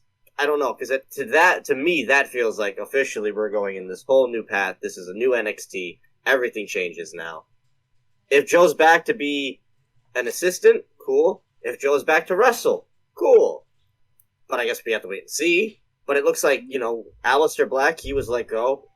There's people talking about him possibly coming back. Zelina Vega, we still don't know what the update there is when she was seen at the Performance Center and whatnot. The rest of the other people who have been let go have either been quiet or doing their own thing, or in the case of Braun Strowman, asking for 5-figure independent signing deals. Yeah, but he wants to be the one to rant about people asking for money, right? Yeah. 5 figures he's asking for a signing. Yeah, Braun. Where's all that tough talk now, buddy? I have no sympathy. Who in their right mind is going to pay 5 figures for Braun Strowman? Bro, you literally lost to Lesnar in 10 seconds. Shut up. Yeah, I gotta agree. Strowman, you kind of shat the bed when you got squashed. When you decided to be arrogant and think WWE was never gonna release him. Yeah, but they're going to sign him back in like a month or two for less money, and then he's going to say something stupid on Twitter about it, and it's just going to be rinse and repeat. More things change, the more things stay the same. No kidding. That is as true as it friggin' gets, honestly. Is that saying? Same shit, different day? Mm-hmm. Can't keep fed if I can't keep paid. In the case of, say, someone like Mickie James, wink wink segue, of course, announcing the all-women's NWA pay-per-view, and then, somebody had to make a comment about it to old Triple H. Which segue. Which now brings us to Triple H. Look how I did that. I'm a producer. All Levesque. I'm getting this from sportskedia.com. If I said that name, I apologize. But it was apparently announced or reported on that this afternoon, Triple H media call for NXT Takeover in Your House was certainly an interesting one. During the interaction, Triple H was asked by Dave Meltzer of the Wrestling Observer about the lack of Kevin Owens and Drew McIntyre's lately as pertained to the talent on the roster. He says, "Is NXT?" Triple H said, "Shut up, Mark. Don't watch my shit." Is NXT just strictly developmental? Triple H asked, where you're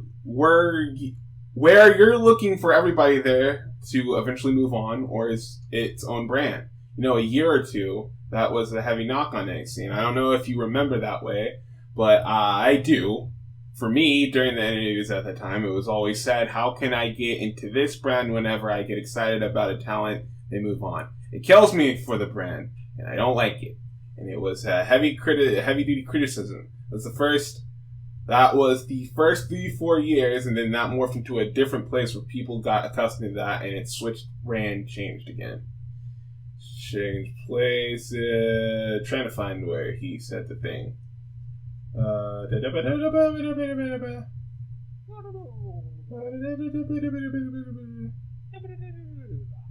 Triple H pretty much was like, everybody who's complaining about all the call-ups, well, stop complaining about the call-ups and just watch the product. It shouldn't matter where they go. What the hell does that mean? He says it's changed it to a place where, there are going to be some talent that will be in a position for a long time. They may not fit different places. They may not want to go different places. They don't want to. Maybe the schedule doesn't work for them physically, whatever it is. So there's a lot of options there. It's a funny thing to me sometimes that in our business, everybody is so worried about where people are going or where people are going to go or land or how is this going to play out long term in the future. How about watch it? do you like it or do you not like it? Do you like it and do you have to say, I like it, but I like this other thing more? Or I like it, but I don't like it as much as I like that one like that one, like, watch it or don't. Like, what is this, a Lenny Loud? I don't find it's what this is Lenny Loud's Triple H. people. What this is Triple H, who, you know, yeah, he was very sassy in this media call. But you gotta think, you feel a little bad. Because, on the one hand, either he has to admit the fact that, yeah, no, I agree, all of this is bullshit, and then hear the wrath of his dear old papa, Daddy Big Mac. Papa, or, no! Papa Big Mac. Or no! Triple H has to double down and admit, no, this is my fault. And then makes him look bad. So he's put in a very tough position, and that's the situation with NXT is they still haven't figured out if this is a third brand or a developmental brand or both. And right now, NXT is in a position, and clearly from the main event, we'll talk about what happened at TakeOver. Take those 4 men out and Finn Balor, and you have Cross. And who's next? Exactly. Ew. The situation is either they have to either treat this brand like it's a third brand and send some talent down and really, like, fill out this brand, or they need to really figure out if it is a developmental brand and start calling up certain people that need to be called up. For instance, like a Karrion Kross who fits the main roster better, or like a this TN Shaw thing, which I think fits better on the main roster. And maybe here's the thing: LA Knight and Cameron Grimes, To the moon. But both of those men, Cameron Grimes is great. LA Knight are great, but they are main roster. They are main roster feeling like wrestlers, not NXT. Because NXT, yeah, but NXT. Besides all the developmental bullshit, it's the way that NXT now. It's no longer about we're taking in these young guys and making them into our thing. It's like, no, we're going to take these well-known, established independent stars, and now they're part of our company and stuff, and we're going to make this brand around it. And if that's the case, at one time, that was the deal. It was like, this is the best place to find the best wrestling and get the best shit and all that jazz. And now it's become a bit more WWE-esque. Obviously, that's at the hand of Triple H and whatever he's doing with his team. But certain wrestlers, like Karrion Kross, who I'm a big fan of, does not fit the NXT mold, and sadly, TakeOver was a huge striking mark for many people to realize Cross is cool, but this is not working. And they really need to figure that out. So yeah, when Dave Meltzer asked, so what about Kevin Owens and all this? It's because this promotion built them up as a huge deal. They get brought over, and it's what happens. Nothing's used. The thing about it is, if it's going to be a developmental, and even if it's not going to be a developmental, you have to build up some of the people you do have, like a Reginald, maybe give him something more than whatever they're doing with him. Like a Tyler Russ, because I like Tyler Russ. He looks great. I like Tyler Russ. Maybe build up some of these names. Do what you pride yourself on doing and build up new stars. For WWE, I don't think I've ever heard of Tyler Russ or Reginald. I don't know where these guys have come from. Also, the other thing that they can do is find an identity once again, because I think that's the biggest thing that NXT is missing right now. They don't have a proper, clear identity in the wrestling world where AEW is an alternative to mainstream wrestling. And you got Japanese promotions doing their own thing, GCW doing their own thing. NXT it doesn't have its own thing anymore, which is a shame. It needs to feel like what it originally felt like, and like that was PWG, early ROH. Like, great matches, simple storytelling. The belts are the main focus, and it's all about what the future holds. Now it's way more convoluted storylines and shit that's not making really much sense, and a lot of like people show up for like a week or two and then they're gone. I mean, for Christ's sake, they also built up Taya for like a month and a half. She had like one match, hasn't been seen since. Toni Storm gets a lot of hype. She's brought up. Where's she been? That Saray girl, she had like a dark match at Takeover. Where's I'm happy with what they're doing with Hit Row. I think that has a lot of legs. B-Fab and B-Fat. Fat. But like, hey, look at Leon Ruff. Leon Ruff was on TV for like 3 months and hasn't been seen since. It's like, I don't get what's happening here. The thing about it is, when less is more when it comes to a story. If nobody wants to see the convoluted tomfuckery where you have to explain this, that, and the third, and it's a problem that plagues just about everything to do with wrestling. Convoluted storylines that try to be more than they should be. What's the set? Tell a story. Just make it about belt. Why can't we fight for belts? Don't fight for the trinket. Fight for what the trinket represents. It's not about the belt. It's about what it represents to hold the belt. Yeah, basically. Add some prestige to the belt by bringing up its heritage. Yeah, definitely. And don't just slap it on anyone and play hot potato with it, because that takes away from the prestige. Yeah, it's just it makes it worse. It's not good. I could dedicate a whole podcast of my own to this kind of thing. Well, seriously, I could. From all the stuff I had to sit through, real life, it's whatever. Even pick feds with like the toys. I could have a whole podcast dedicated to telling my story and what I feel and what I've learned. I would not doubt it. Well, as we're talking about NXT, let's segue onto what was on the WWE NXT Takeover in Your House 2021 card real quick. We're not going to review it. We're just going to go down who won what match and then move on. I just want to say that for me, I didn't watch it obviously, but the highlights the only reason I tuned into NXT really is for two people, Cameron Grimes and LA Knight. I love both of them. I love Eli and I love Cameron. Yeah, I was a fan of Cameron Grimes' money gimmick before it was cool. We're going to the moon. I've always loved Trevor Lee. He's always been. I actually more rich. I actually watched Takeover. So it was there. I watched it to an extent. I was planning to watch it, and then I fell asleep. It was the weakest Takeover I've seen in a very long time. That has been the general consensus of this show. But still nothing bad. So, no, it's not.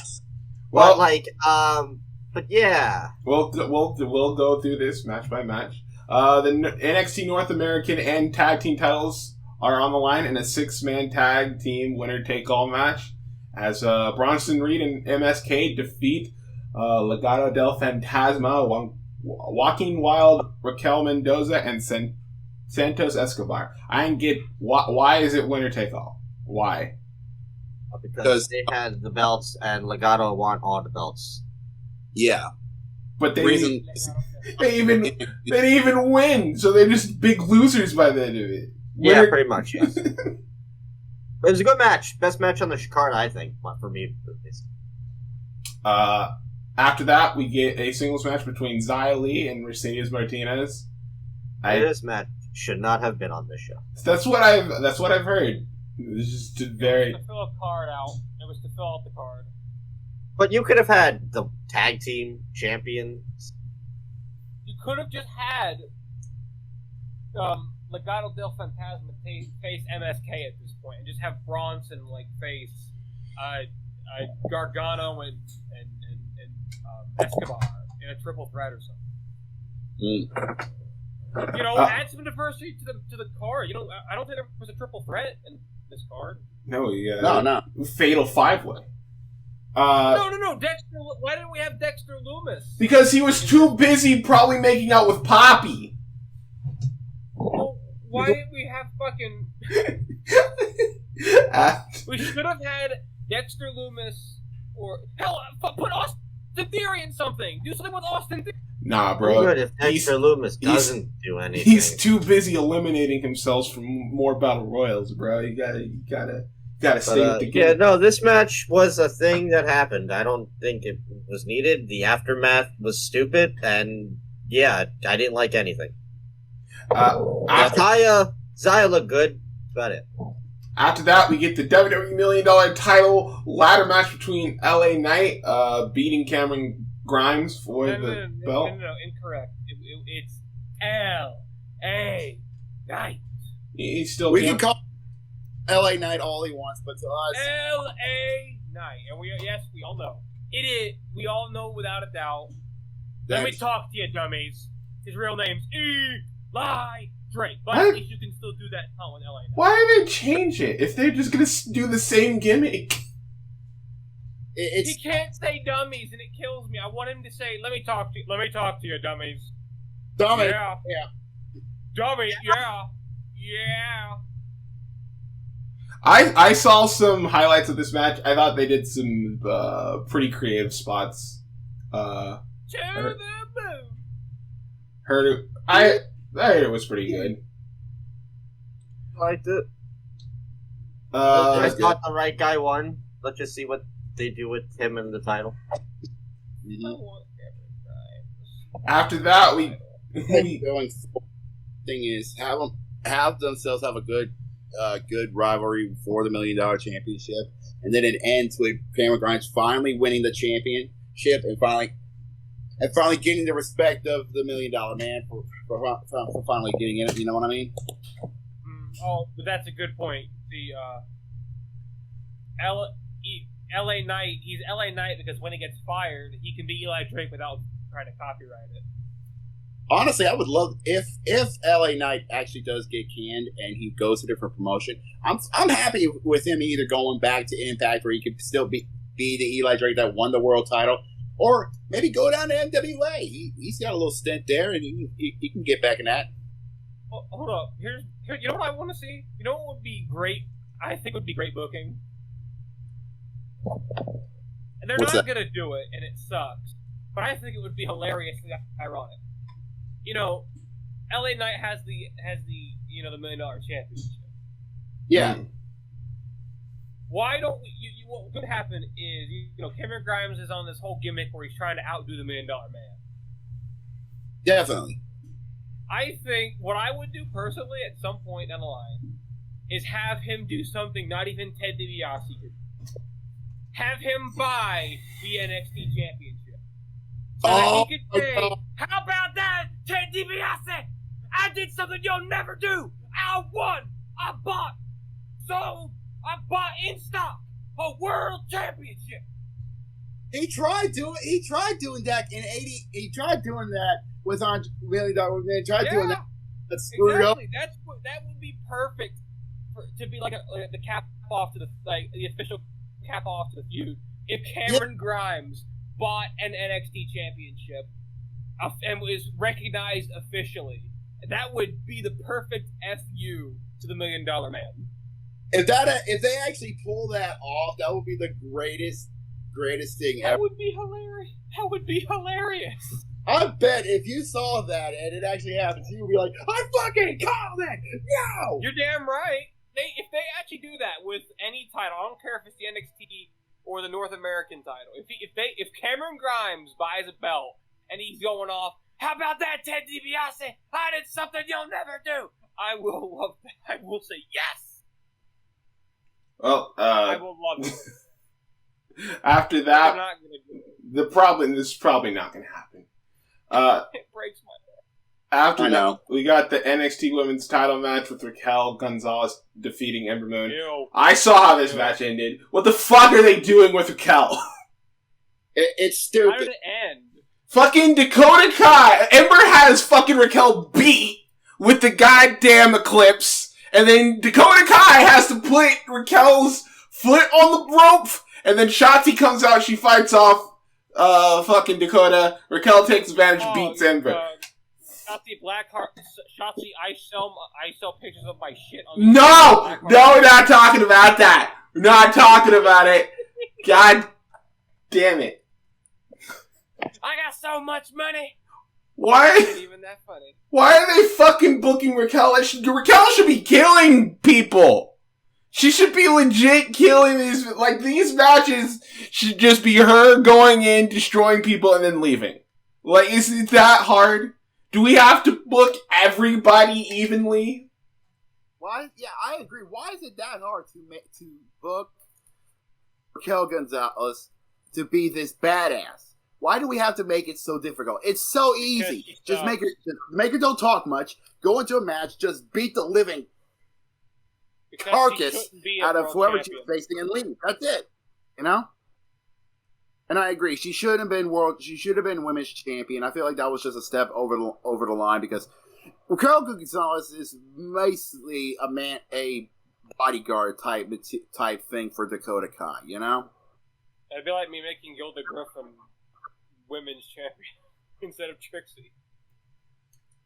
After that, it was the main event. The NXT title on the line. Karrion Kross beats Adam Cole, Johnny Gargano, Kyle O'Reilly, and Pete Dunne to retain his title. Hold up. Here's my question. Why were Adam Cole and Johnny in this match? They lost at TakeOver. Yeah, but Johnny lost his belt, and we can't have Johnny go without a takeover. He's Johnny Takeover. No. This is a thing a friend of mine has said. Why? Like, it happened with Bobby Lashley, and it's happening with this. Why in the hell are these guys losing mid-card belts and then instantly going after the world title? You think I have the fucking answer? I don't know! It is dumb, it is stupid, but apparently that's just how dumb and stupid booking is what WWE does on the fucking daily. Which is very apparent in this, because not only do you have Karrion Kross win the fucking belt, but guess who he fucking puts in the hole and makes pass out? Kyle O'Reilly! Which, mind you, is the only babyface in this fucking match! Wow, it's almost as if that is ass backwards! Wow, they're going through their babyfaces like Raquel and Cross are tearing through their beliefs in the COVID virus. Now, you see, here's my question then. Is Cross a face? No! He's a heel! Hold on. He's a COVID denier. He's Adam a heel. Cole kind of trashed him like a heel. I don't get it. See, I don't. Name one face character. Name one face. Hold on. Hey, name one face characteristic of Karrion Kross. He's got a hot ass manager. He has a cool entrance. A cool entrance? Hey, you know a cool entrance? He doesn't do anything that's face. He's not a face. You had one baby face. Legitimately one baby face that you could have built out to have him fight Karrion Kross at a later date. And it would have been so... Where the fuck is Roderick Strong? I don't know. Where's Roddy? Where's Bobby Fish? Bobby, Fish. Roddy. Isn't Bobby still fighting? He's fighting someone. He's fighting Lorcan. He's still fighting Oni Lorcan. Build up Bobby. Build him up. But my point is that you have 3 other heels in this match. Cole, Gargano, Dunne. Hell, you could have beaten Cole and it would have made sense considering all the shit Cole has talked about Kross, and then you could have had Kross tap out Cole, or have him pass out to the whatever clutch he calls it. And then you could set up... Yes! And then you can set up, like, O'Reilly Karrion Kross and then Fisher's like, you didn't beat me. Like, I was still standing. Like, it's very easy. And then Kyle O'Reilly comes out demanding that Karrion Kross wear a mask. Why? This whole match. Why? This match should have been Kross and Cole. Why? And the other 3 should have had their triple threat match either on this show to get the number one contender, or on like the go home, or this upcoming episode. It's so good. Kyle the Mask O'Reilly. So, we didn't get a women's tag team title match. We got 5 men. We got 4 other men that didn't need to be in an NXT title match, but we got it anyway. It should have just been Karrion Kross versus Adam Cole. We got Kyle O'Reilly looking like an idiot. We got Xia Li winning over Mercedes, and I don't know what that's gonna do. LA Knight beat Cameron Grimes. Fucking Raquel beat Ember, which means there is only one face team that actually won on this fucking show! And it was in the opener! Hold up. How did Karrion beat Kyle? He fucking choked him out! Well, I'm surprised he didn't use his finishing maneuver that he used to beat Finn Balor. Forearm to the back of the head! Yeah, it's just I don't know. Okay, well, hold on. His forearm is pretty sick. His forearm was weak from what I heard when he beat Finn. No, if it's supposed to be an effective finisher, it's at least cock the bastard. Not look like he just hit him with it. Come on, at least you got. Come on, hit the bastard. Smack him upside the head. Concuss him. Break his neck. Use the elbow. At least cock back on the elbow and knock his ass out. Not just use your weenus bone. Use what you gave to this dance. The freaking. Okay, the styles of fighting you're using. Come on, use that. Instead of just giving that weak ass shit, use the judo, the kickboxing, all that shit you've been training with. God. Well, I think that's enough WWE talk. Yeah, well, we gotta move on. Please, Good move. move. This will go into an entire rant, and we don't have the time for it. Move on to Against All Odds 2021. We're gonna run down this card really quick. Hopefully, we just cite as much conversation. I didn't watch anything. I watched some stuff. I liked some stuff. We'll get into it. You got Callahan and Dreamer beating the Good Brothers in a street fight. I didn't watch that. Joe Doring beat Kojima. I did watch that. I really liked it. The Impact Division title number 1 contenders match with in a 5-way match. X Division. What Impact Division? It said X to Impact. Fuck. Okay. Impact X Division title number 1 contenders. X Division. I said X Division! The number 1 contendership for the X title. You got Ace Austin, Chris Bay, Petey Williams, and Rahut. I can't ever say his fucking name right, Adam. Rohit Raju. Rohit Raju. And Trey Miguel, which ended in a no contest. It didn't make any sense. Fucking Madman Fulton comes out, kills everyone, puts fucking Ace Austin's carcass on somebody to get the pin, and the referee refuses to call the pin and refused to call the match and called the no contest. This was stupid. Morrissey beat Rich Swann in a pretty alright match. Tennille Dashwood. The Dawn! Tennille Dashwood beat Jordan Grace in a pretty alright match. Fire and Flava defeat Kimberly and Susan. I like nobody in this tag match, so I didn't like the match. What? Oh, Fire and Flavor are awesome. No. They're so good. They're very good. Oh, they're great. No. Susan is great when she's Sue Young, and I don't know what happened to Kimberly. Violent by Design, Diener and Rhino beat the Decay, Black Taurus, and Crazy Steve. But that's not the only loss that Decay would suffer, as Deonna Purrazzo beat Rosemary. I don't know. They were building up the Decay really strong heading into the show, and then they just all lost. They just all lost. You had fucking Black Taurus lose? Yeah, I don't get that. That should, never... Black Taurus like this big deal, and he ain't doing anything. I get building up Violent by Design, but the Decay should have won here. They should have won.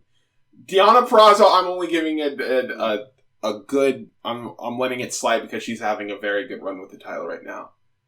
And in the main event, Kenny Omega beat Moose. This sucked. I don't know why these two didn't click as well as I thought they were going to, but they just didn't. I didn't think they would click well at all, to be honest. Moose and Kenny are both good athletes. The issue is sometimes some matches you think is gonna be a good one, but sometimes, and I guess that's what we got here. Just long, drawn out stuff. Moose is obviously just not built for like over 20 plus minute matches, and it showed heavily in this match. The only thing I enjoyed from what I saw was that Jen Mi showed up, and that's pretty sick. Jen Mi, I hate you. I hate you. Apparently, oh my god! It's Jeremy and Matt Buck! Apparently, Generation Me made the return to Impact Wrestling by attacking Moose, costing him the belt. Kenny wins. Callahan comes out, attacks everybody. Callis fires him. So don't be surprised if Callahan one day shows up on an episode of Dynamite. Could be coming sooner rather than later. Want it? I want it now. Give me. Yeah. Here's the thing. It's going to happen. Because when he showed up at Daly's place and was just beating up the Elite with the bat, and Don Kell says, "You're fired! I'm an MVP! I do what I want!" Yeah, he's fired. Kayfabe. Problem is, you just gave him the green light. So, we might be seeing him on Dynamite just going ape. So yeah, that was those were both the cards for TakeOver and Against All Odds. I'm going to go through the card for Hell in a Cell real quick, considering we won't be online to talk about the match after. Well, we might talk about the show after it's over. We might make that a separate thing. But because we got to review this show, Adam. We got to review it, so we got to know what's on it. No, we don't. Yeah, we do. So let's run down. There are currently 5 confirmed matches on this card right now. First off, more than I thought there was. We got Alexa Bliss and Shayna Baszler in a singles match. Oh, no, you're wrong. It's a handicap match. Little dolls also. Oh yeah, that's right, Lily! It's Alexa Bliss and Lily taking on Shayna Baszler. I forgot. No, oh my, oh boy. You're gonna make me watch this. Yes! You said we should do more pay-per-view content for the channel, so that's exactly what the people are getting. For the WWE Universal Championship Hell in a Cell match, we got Roman Reigns taking on Rey Mysterio after Roman tried to literally kill Dominic on an episode of SmackDown.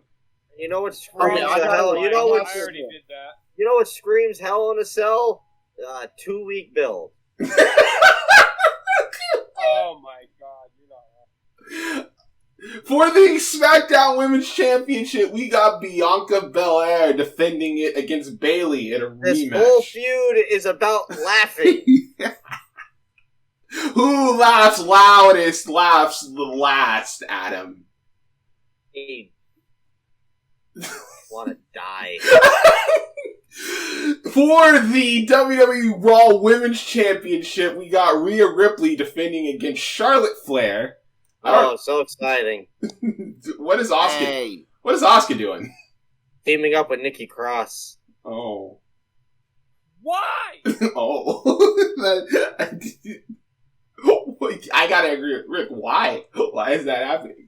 Why are we making all these useless as tag teams? Because they just fired! They fired half of the other ones! Because they're idiots. Oh god, and lastly, in our main event, last chance Hell in a Cell match for the WWE Championship. Bobby Lashley takes on Drew McIntyre. Why are these It's not last chance. I don't know, it'll be a good match, I guess. We good, but Jesus fucking Christ, can we have maybe, I don't know, Keith Lee, That's about it. Well, yeah, I don't know, Mustafa Ali, Ricochet, Slapjack. My homie Slapjack. Did you know apparently Slapjack is dating a woman from the Smosh YouTube channel? I did not know that. Keith Lee has been presumed release. What? That would make sense. Oh. That sucks, but I'm gonna go jump off a bridge. Wait, Rick, you can't do that yet because we gotta like this whole card sounds stacked in my opinion. Like I don't know. This card sucks. I don't know. Oh, Dark Side of the Ring. Let's go to Dark Side. Dark Side of the Ring is pretty cool. Jesus, this card fucking stinks. No, okay, Adam. I will spare you the suffering. We will go on to Dark Side. But we're not going to be talking about the latest. We're just going to be going a bit of an overview recap of what we've seen so far in the season and our general thoughts on it. And I gotta say, there are parts in which I'm entertained and completely stunned by the absolute fuck shittery that has happened in this. So I would say this is a pretty good season so far. There's some fucked up shit that happens in these shows that we learn about. And this was one of the more harder. This was only 6 episodes of a 13th season. Yeah. You know, every episode has like 1 or 2 episodes that are like, oh yeah, that was pretty rough. But then like, here's the New Jack episode. Here's Brawl for All. This season, though, on the other hand, was like, here's Pillman. And then also, here's Dynamite Kid at the end, and just watch a man's like career disintegrate. Oh, but on top of that, how about some fucking pedophilia? Oh. And also, how about let's talk about Nick Gage dying and his brother dying? I'm like, Jesus Christ. Let's talk about Scott Norton almost getting killed. Let's talk about fucking Too Cold Scorpio and Hawk killing each other on 3 separate occasions in Korea. There was like no episode, maybe it was like becoming War because I think most people already knew the I think War was probably the easiest to stomach because it was mostly like, yeah, he's a raging homophobe. Yeah, the shit went to his head. Okay, cool. At least I get to breathe a little bit and not have to worry about shit I didn't know. But goddamn, they hit us with a lot of shit. Honestly, it was just like the biggest standouts for me. Collision in Korea because it's an insane story. So many insane stories. Dude, that was the most insane story I've ever seen. Like, and Nick Gage was just is right there with it because of how crazy fucked up it was for that man. I mean, I knew most of the Gage stuff going in. Just a bigger fan. Some stuff I did learn, which was cool. But then, I mean, obviously, I think the biggest talking episode in general, just for what it talked about, and I don't even know how we could have even reviewed this episode, is the Jake Roberts one. Oh yeah, Grizzly Smith. Man, that was. I am honestly glad we didn't talk about it because I don't think I would have had. I don't know how to talk about that because what is there to talk about because that whole show was just like literally the only thing I would have wanted to say that entire episode is fuck Grizzly Smith. Legitimately, fuck him. I'm kind of glad he's finally dead. Who's Grizzly Smith? He's the father of Jake the Snake Roberts. Who was he's also the father of 2 other wrestlers that also wrestled, Sam Houston and Rockin' Robin. And honestly, like, mine, besides the little, like, 2 minutes at the end talking about Jake and his sobriety and 10 years in the recovery, it's not a happy ending still for any of these people. No. This is a family that has never and still has not reconnected or talked to each other. Like, I was hoping in the Brian Pillman doc at the end, there's that little moment where Pillman and his sister and their aunt and, like, they're all, like, together. And I'm like, oh, I really hope that's how the Jake Roberts episode is going to end. And it doesn't. It doesn't end with them all together and talking. No, they're very adamant. No, we still don't talk, and we probably never will. And it's because this man fucked them up so bad in their life with sexual abuse and drug abuse and mental abuse and physical abuse. I mean, hearing Jake Roberts at he's got to be in his 60s, late 70s maybe? Yeah. Hearing him pretty much say, I Aurelian Smith, died when I was 13 and haven't grown up since then is heartbreaking to hear. Yeah. I still remember what he said before the end of the show, the end of the episode, where he said, if you're going through this, Run. Run like the wind. I haven't. Yeah, I mean, I've never dealt with stuff like that, but I felt that. Oh. But when he said that, I felt like I was a victim myself, and I felt it really hit me in my soul, the fact that he finally was able to talk about the hell he was going through and finally be able to feel like the weight of the world was finally off him. It took him that long to finally see the freedom, you know? It was just horrible. It was a fucking terrible episode. Like, tragedy seemed to be like the general gist of the first half of the season. The second half, I do have the list, so I'll run it down in a second once we're done with our topics, which the second half seems to be a bit more chaotic and a lot less we're going to be crying type shit. So that's at least a good thing. But, like, tragedy seemed to be the general, like, idea of what was happening here between, Brian Pillman's tragic, rise and fall, and then slight rise again, only to sadly not be able to live out what could have been a stellar top 10 wrestlers of all time type career. Looking at the Warrior in the same vein, Warrior at the top of his game, and then look what happens when fame and fortune gets to your head. Just complete self-sabotage. Look at Dynamite Kid in the same vein, Look what happens when success gets to your head and you go a little too far with some of your jokes and your hoo-has and you're happy and you just all that.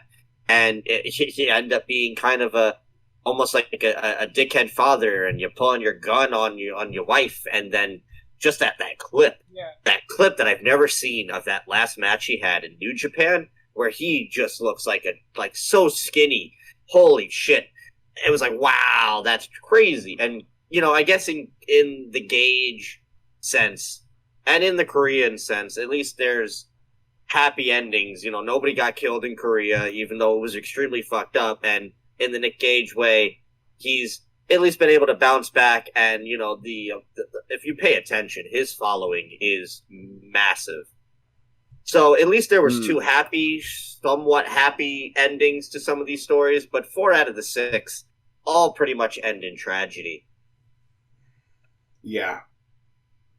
If I had to say my 3 favorite episodes so far, it would probably be the Collision in Korea, the Brian Pillman story, and the Nick Gage story.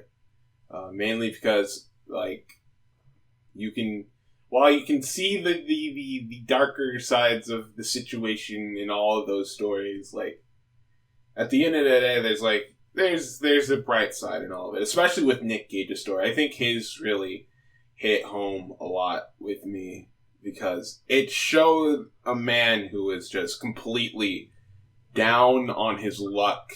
And, he even says, I don't think he has that much time left, but, he's gonna go out as him. He's gonna die doing what he loves, which is the most you could ever do in this life. So, very much looking forward to the other half of this, unless anyone else has anything else to say. Adam, do you want to run down what we're going to see on the... I mean, for me, Collision in Korea, the Grizzly Smith episode, and I'm going to probably go with the Pillman stuff, because there was a lot of there I didn't know. Gage, personal favorite, just like the personal favorite for New Jack. But, I knew most of the Nick Gage stuff, but it was cool for 2 reasons. One, greatest WCW champion of all time, David Arquette, was there, so that was pretty sick. And then also hearing Chris Jericho say Tournament of Death, off my bucket list. So. All right, You want to run down what we're going to see? Yeah, so the second half coming in September, everybody. So in September, hopefully, since now the show will hopefully by then be on a much better track, we'll be able to review the episodes week by week once the second half comes around in September after the summer. And we're going to be looking at some pretty interesting topics here. 2 WWE-related topics in the plane ride from hell and the steroid trial will be discussed. Ooh, yes, of course. We have another female showcase on Luna Vachon. We're going to have an entire episode based off of Chris Kanyon and his career. We're going to have an episode based on a Japanese wrestler that I've never heard of, so I'm interested, called Bruiser Bedlam. I don't know anything about that, so I'm very interested. And then 2 Federation retrospectives on 2 of the most infamous hardcore type companies out there that need more attention. One of them more than the other. But FMW and XPW will be addressed. Those episodes are going to be fucking wild. Oh, God. I'm more excited for FMW, honestly.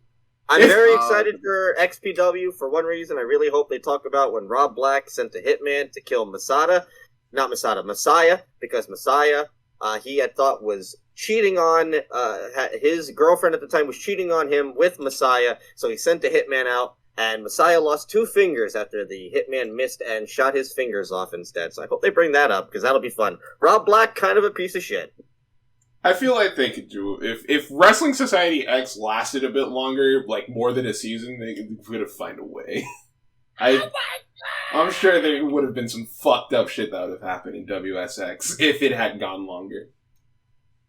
Hey, Zahai, you want to make a Wrestling Society X show with me?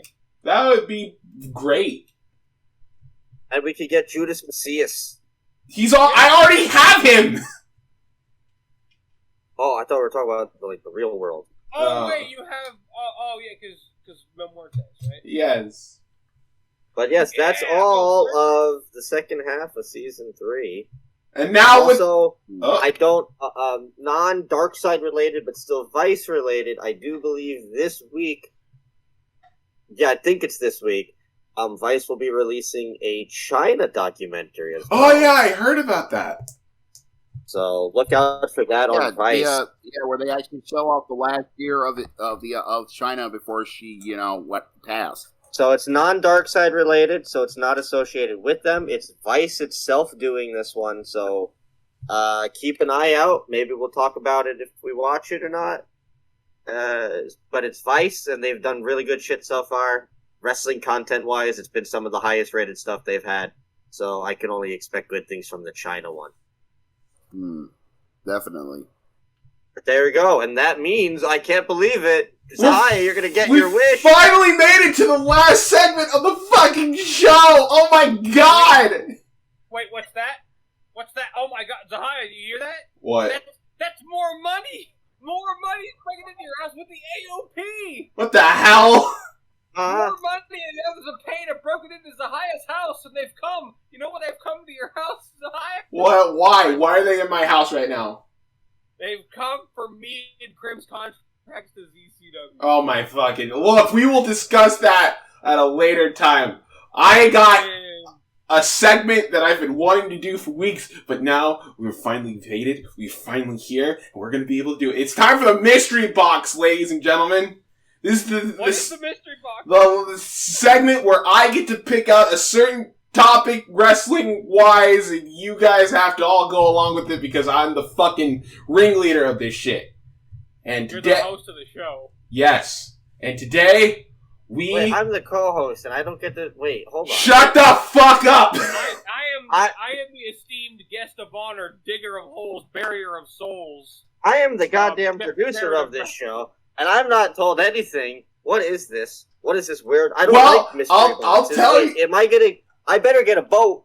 Well, Adam, this is very familiar because this mystery box is of the first one we did on the pilot episode. Oh my god, we're doing a tier? We're doing another tier list!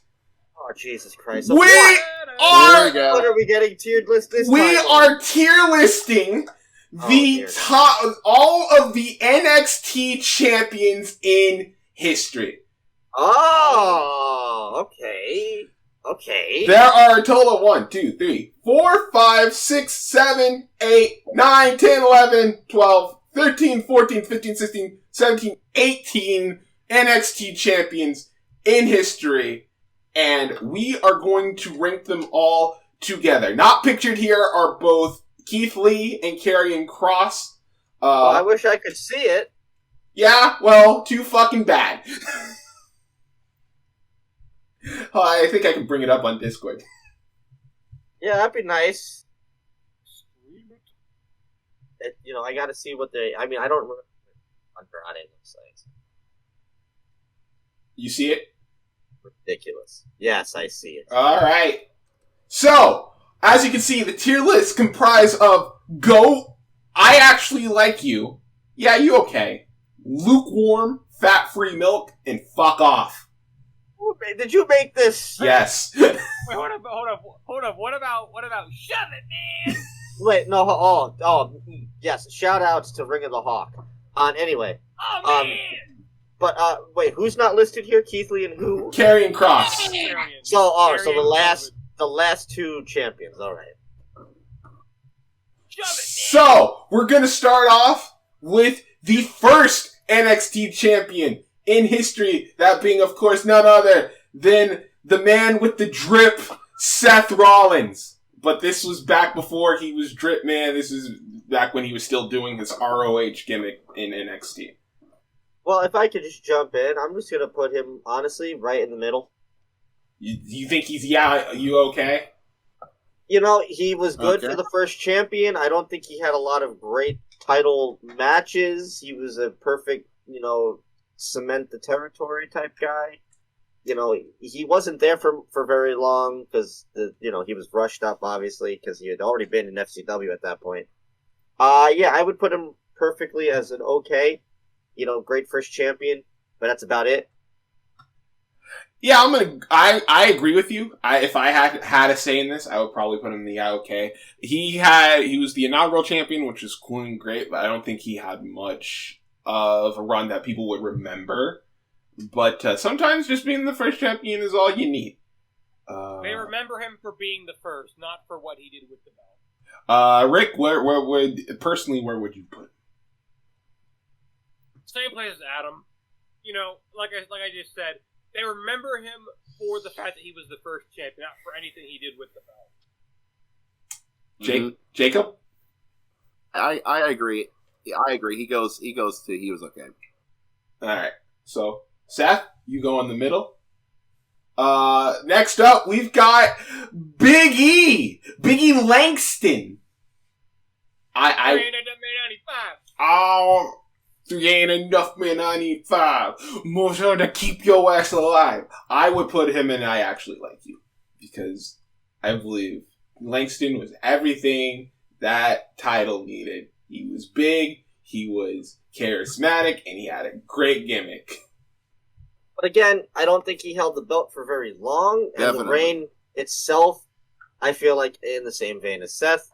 And I feel like it's something that Big E and Seth really couldn't control because it wasn't, public yet. But for the gimmick alone, for the whole 5 count, I'll put him in I Like You. For me, the only thing I really remember about Big E's reign, unfortunately, is the fact that Bo Dallas beat him, and of course the 5 gimmick. But come on, I love Big E. I love him. I'll put him in. I would put him in either you're okay or I Actually Like You. I'm going with I Actually Like You because even though he was the second champion, he actually worked for that belt before losing it to Bo Dallas. Like, he was intimidating. Like, he was charismatic and everything in between. So I think we all agree. I Actually Like You for Big E Langston, which is perfect for him because I do actually like him. Next up, I think this absolute goat. Absolutely. Bo Dallas, wrestler of the world. He's better than his shitty ass brother and his deadbeat dad, and I love him. All right, hold on. Let me let me actually put some levity into this. Okay. Bo Dallas was a GOAT champion because he was the perfect chicken shit heel champion. Mm-hmm. I agree. People hated Bo Dallas. I agree. You go back to the earlier points of NXT where they were still trying to, get back. One of the brightest spots in that whole thing. Because everyone fucking hated Bo Dallas. The internet wrestling community hated Bo Dallas. The fans in the crowd hated Bo Dallas. It was best ever. Fucking, greatest thing ever. Fucking glorious. I will never forget him trying to give the crowd cookies. I'll never forget them turning their legitimate back on him when he came out under the mask. Him getting thrown out of the arena constantly. Why isn't this man used better? I want to kill someone. Bo Dallas needs to at the very least, I actually like you, but if not, he needs to be at the GOAT tier. GOAT. He was the anticipant of everything a heel chicken shit coward champion should be. Jacob, do you... Also a delusional heel at that as well. Jacob, do you disagree? I'm going to go with I actually like you because I agree. He was a literal... It was a perfect heel when he ran as a champion because he literally was like... When he first showed up, Kurt Angle was like convinced he was the good guy. Yeah, it was basically that. Love that. It was amazing, honestly. Well, Jacob says, I actually like you, but the three of us say GOAT, so we are going to put him in the GOAT status. He needs to, above that, he needs to be in his own special place in my heart. Got him on, man. I love Bo Dallas. Up next, we've got Adrian Neville. Yes. I'd put him in the GOAT. I'd put him in the GOAT. Like, in terms of just actually having a legitimate champion, like, Bo was great for, like, the gimmick that he did, but fucking Adrian, I thought, put in the goddamn work holding that belt. Like, it was impossible to get a bad match when you were going up against Adrian Neville. And I think... He has an extremely underrated match that does not get talked about enough with Rob Van Dam. Definitely. Hell, even his match with fucking Tyson Kidd at the first takeover, I thought was fantastic. Are you talking about the fact that Tyson Kidd was taken as a big deal down in NXT? I love that. Tyson Kidd got some shine down in NXT. So did Tyler Breeze. Still is. The thing about Adrian Neville was this. Like Crim saying in the comment, we see you, Crim. He was the perfect counter to Bo Dallas. He was the perfect fighting champion to Bo Dallas' chicken shit antics. Because usually when you have a great heel champion, Crim says hi, everyone. Hello, Crim. A great heel champion, usually the babyface that follows after that usually kind of falls short into the generic babyface stuff. Neville never did that. Neville was a beautiful champion. He was fantastic. He delivered. He had a champion's presence about him. He just fit the mold. He was the perfect guy to beat Bo Dallas. I agree. I say go. And plus he played into the, like... I agree 100%. Never. Go ahead. No. Go ahead. I was listening. I was gonna say, and just to play out that, he also played into, like, into probably, like, I believe, probably the greatest moment in NXT history, where we will get to that man in a minute. But he deserves the whole bouquet of flowers for his run as NXT champion. He deserves the encore. Give that man a bow.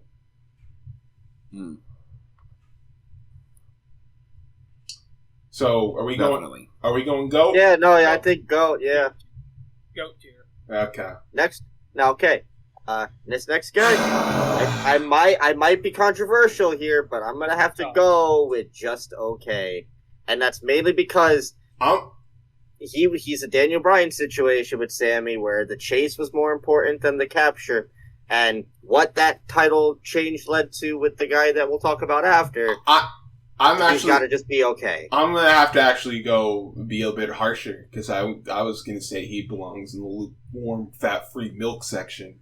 I can see why. I can see why. Yeah, I can see it. No, it wasn't just there was all this build up to the journey, and then he was transitioned to Kevin Owens. Like, I love KO, but maybe they should have left that betrayal for maybe a few months down the line for Sammy. Because Sammy deserved a lot better than that. And also, I thought this is right here the perfect. If you want to know why NXT has such a bad reputation with baby faces, you just gotta look right at Sami Zayn and Sami Zayn, the way they treated his child. But there's a baby face that we'll talk about in a few that I think is the complete opposite there. I hope it's the same babyface we're thinking about, Adam. So I say lukewarm. I say lukewarm. Adam says, "Yeah, you okay?" Rick, what are you going with? I love him. He's lukewarm, fat free, and it's not even his fault. No, it's not. I'm going to go with lukewarm. He could have had that. No, it's not his fault, man. It wasn't.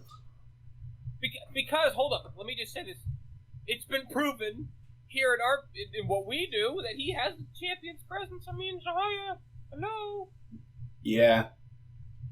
Zahaya knows how to build shit up. Let's just say that. I try. I try to do it just because you get it. You get the fact that this. You get the fact that Yeah. We're here for wrestling, people. People actually like baby faces, believe it or not. People actually want to cheer for guys in wrestling. Like, that's not a... It's just a matter of... It's easier to be hateable and be a prick than it is to be a really nice person. It's a nice person that everyone likes. Yeah, especially in today's pro wrestling. It's hard. It's getting harder. Some people are meant to be chasers, though. I agree. And I feel like that was the spot he was in. He had that great... he won the belt. Great moment. Definitely.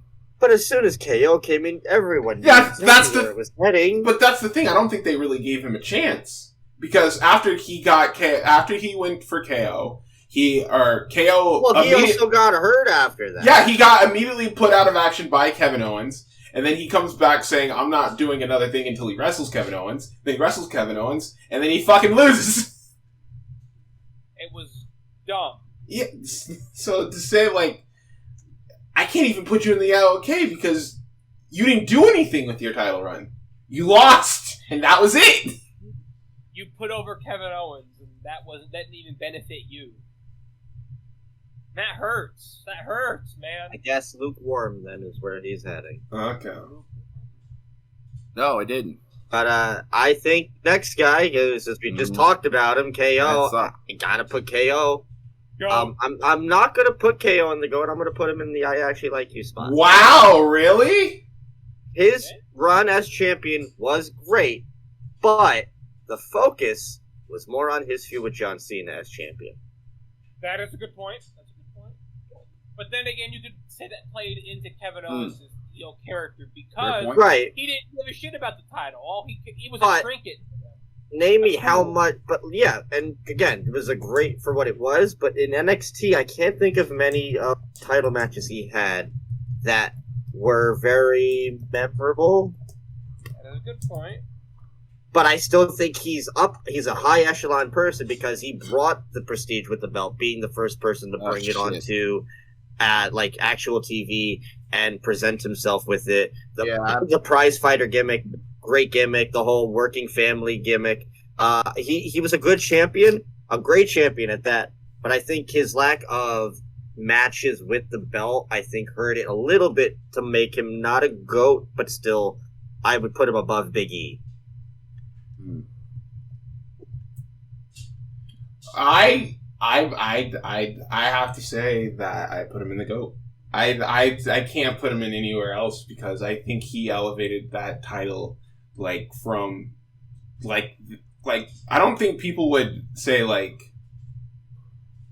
NXT was very much developmental until Kevin Owens kind of came in and changed things a bit. Because once Kevin Owens came in and he had the feud with Cena, Like, people started, I think that was the thing that really launched NXT into, like, maybe people saying maybe NXT should be its own brand. Because they've got people are just as good on the main roster down there. And hell, they're fucking pushing their world champion a lot better than they are up here. So, like, why the hell not? And I think the world title actually shows up. Yeah. And I think the legitimacy that Kevin Owens placed on that belt is one of the main reasons why.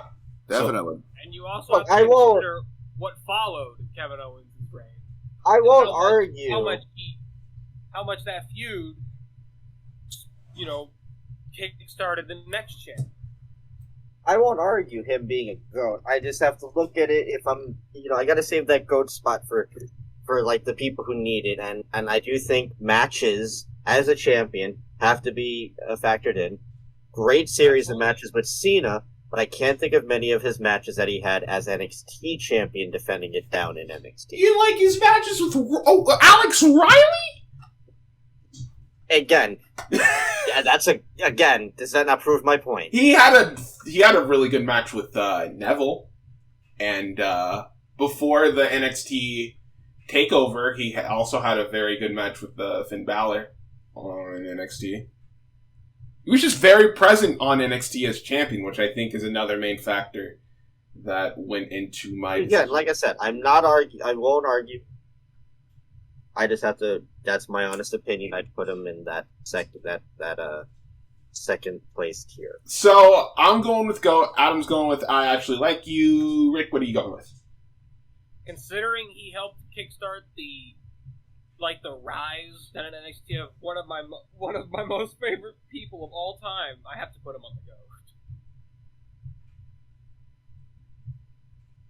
All right. There is no way around. That is 2-1, Adam.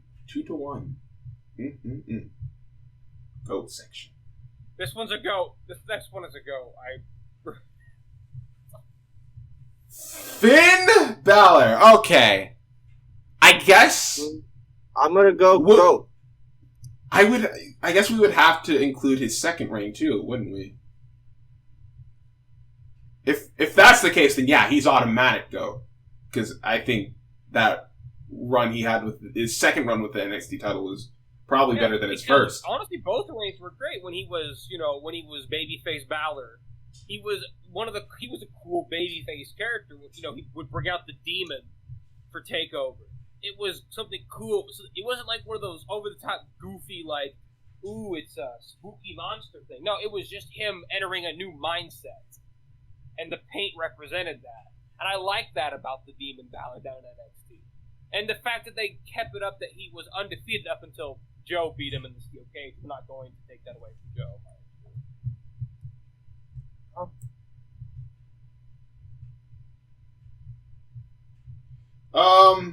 And in the second reign, when he was a heel with the Prince, that was poetry. Wow. Yeah. He came back to his kingdom. Yeah, no, he's a Mount Rushmore for NXT in my mind. Finn Balor is that's almost his brand in most ways. I think in the way that you guys talked about Kevin Owens, it's the same for Finn. I think Finn is one of the people that I think got a lot of eyes to tune in to to NXT, sorry. But he made the impact, obviously. The Demon Balor gimmick was something new that a lot of people haven't seen or had seen before in that way.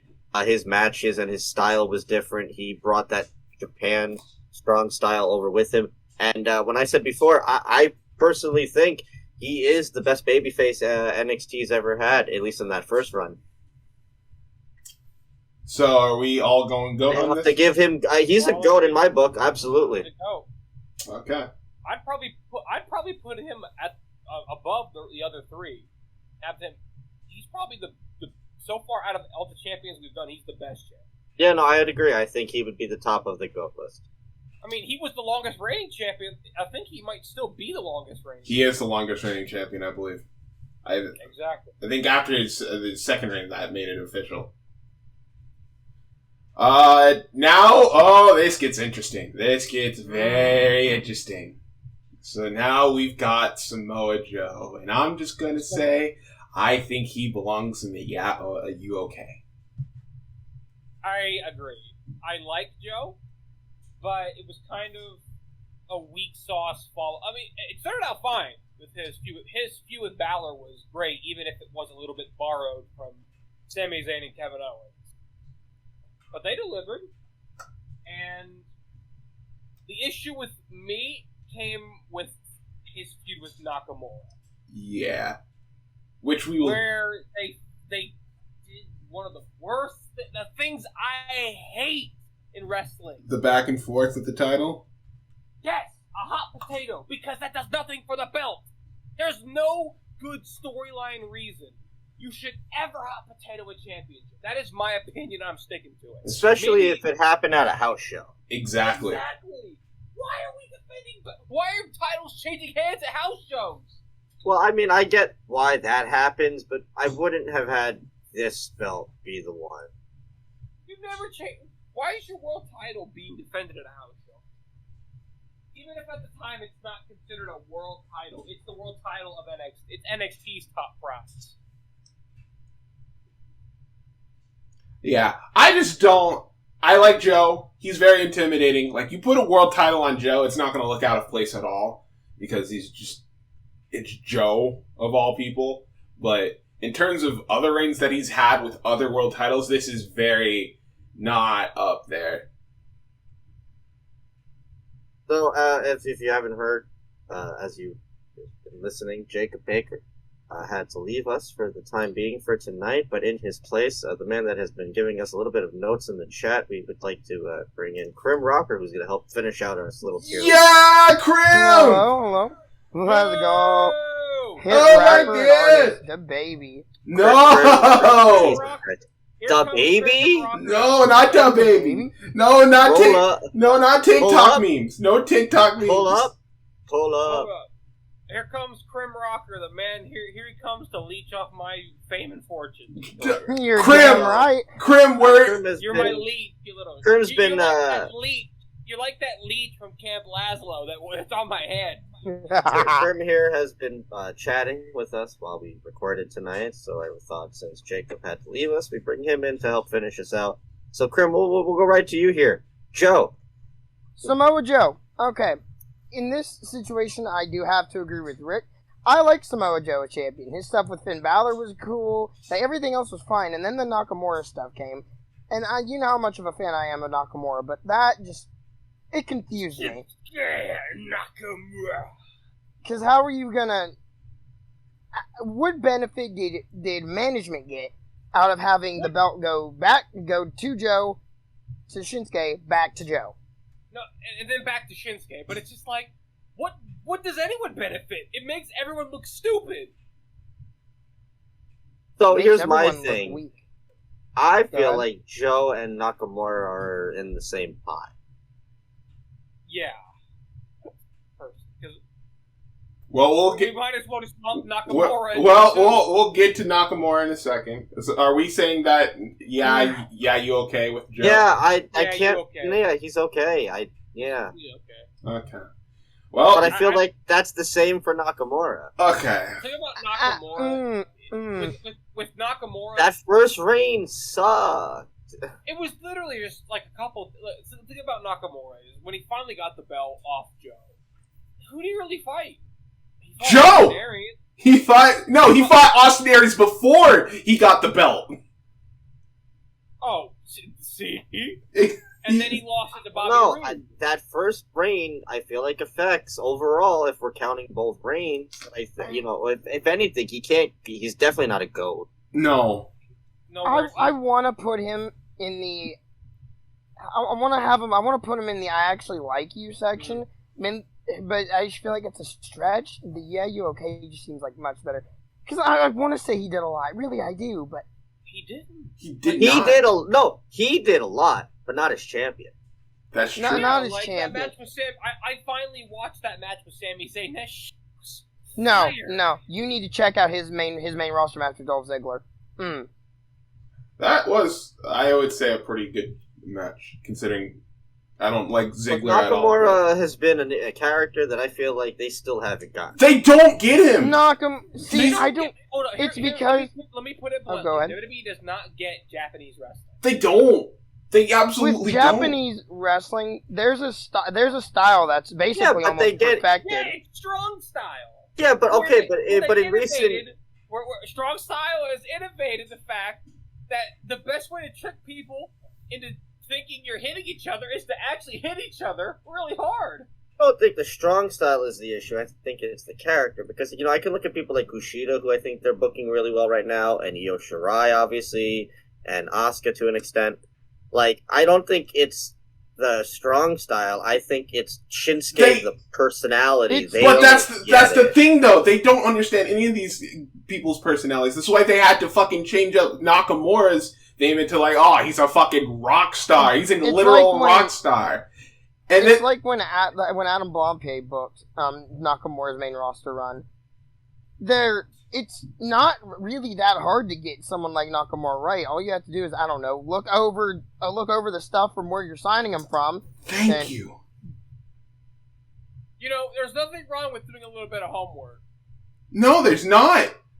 Just in wrestling in general, whether it be friggin' video games or real life, just do friggin' homework. I put him in the out. Putting him in, are you okay? Yeah, you okay? Yeah, you okay. That sucks. All right. Now, if we were talking about IWGP Intercontinental Champions, he'd be a go. Ready? Now, is this another controversial? Because I'm putting Bobby Roode. I'll put fuck off. Go fuck off with this title reign. Hold up. Here's my question. My genuine question is, what the fuck did Bobby Roode even do? Exactly. That's exactly what I'm saying. Hold on. He had a really good feud with Roderick Strong. That's it. That wasn't for the belt, though. No,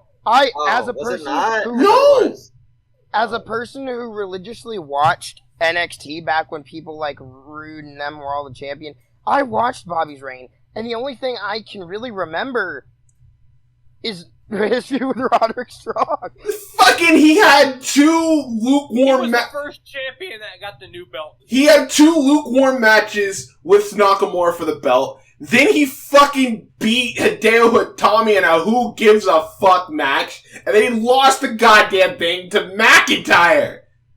Dude can fuck off. You know what? Honestly, Well, you know what? You made your point. I see it. I guess fuck off. Bobby Roode's gonna fuck off. Bobby Roode's entering the fucking shove it zone. Well, if that's if that's the case, then I gotta put Drew in lukewarm. Yeah, and that's not Drew's fault. Yeah. It's not Drew's fault. He got hurt. Yeah, it's not Drew's fault. I will say his match with Adam Cole, his match with Andrade, I feel like he had another match with someone. I forgot who. I think Drew's biggest problem was he had a really good match with Oni Lorcan. But that wasn't. But that wasn't for the belt. But that wasn't his champion. But I feel like it's the same thing everybody has said about Drew. It's like, I get why he went to NXT for star power, but like he never should have went to NXT. No, he doesn't. He doesn't fit. He doesn't fit their style.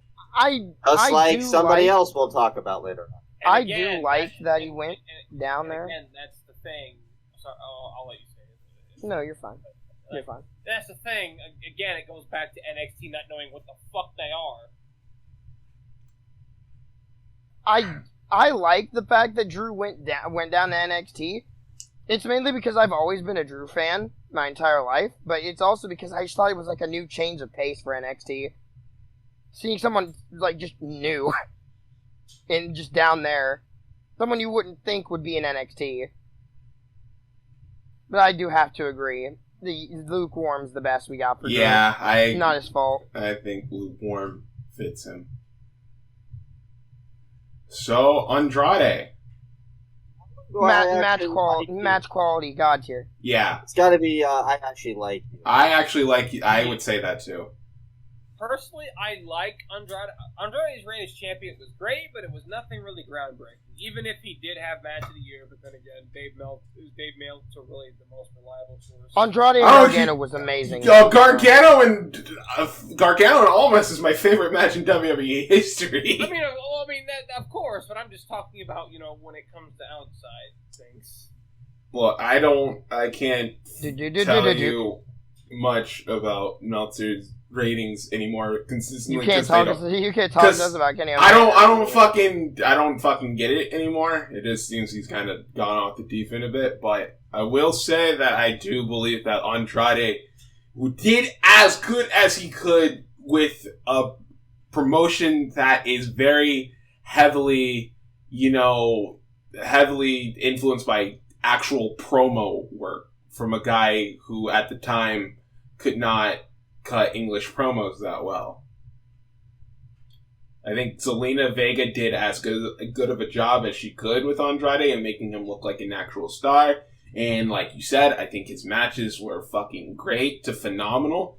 So I wouldn't see a reason to not put him in the I actually like you tier.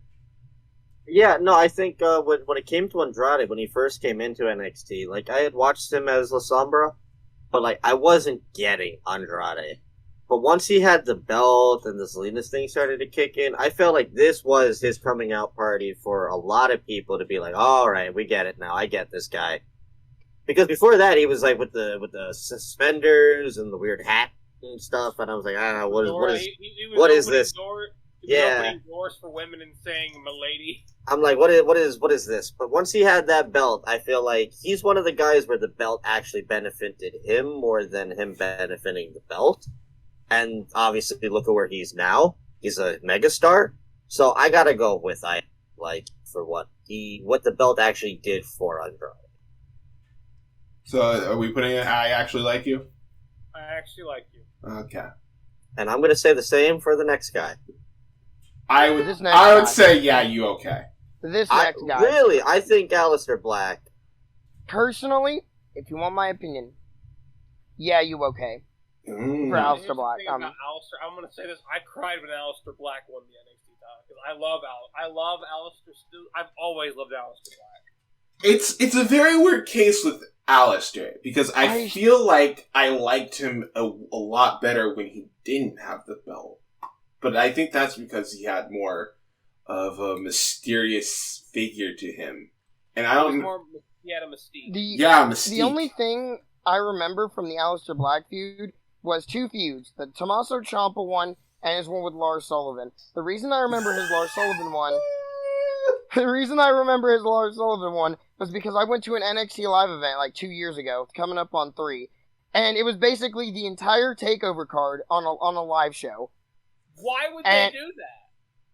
Yeah, the NXT title was on the line. Black fought Lars Sullivan. They did that so they could test the waters and see how those matches do in front of a little small indie, crowd at a house show. Straight out of Louisville. And let's just say it wasn't the best match I've seen. Not because of Aleister Black. Because Lars Sullivan sucks.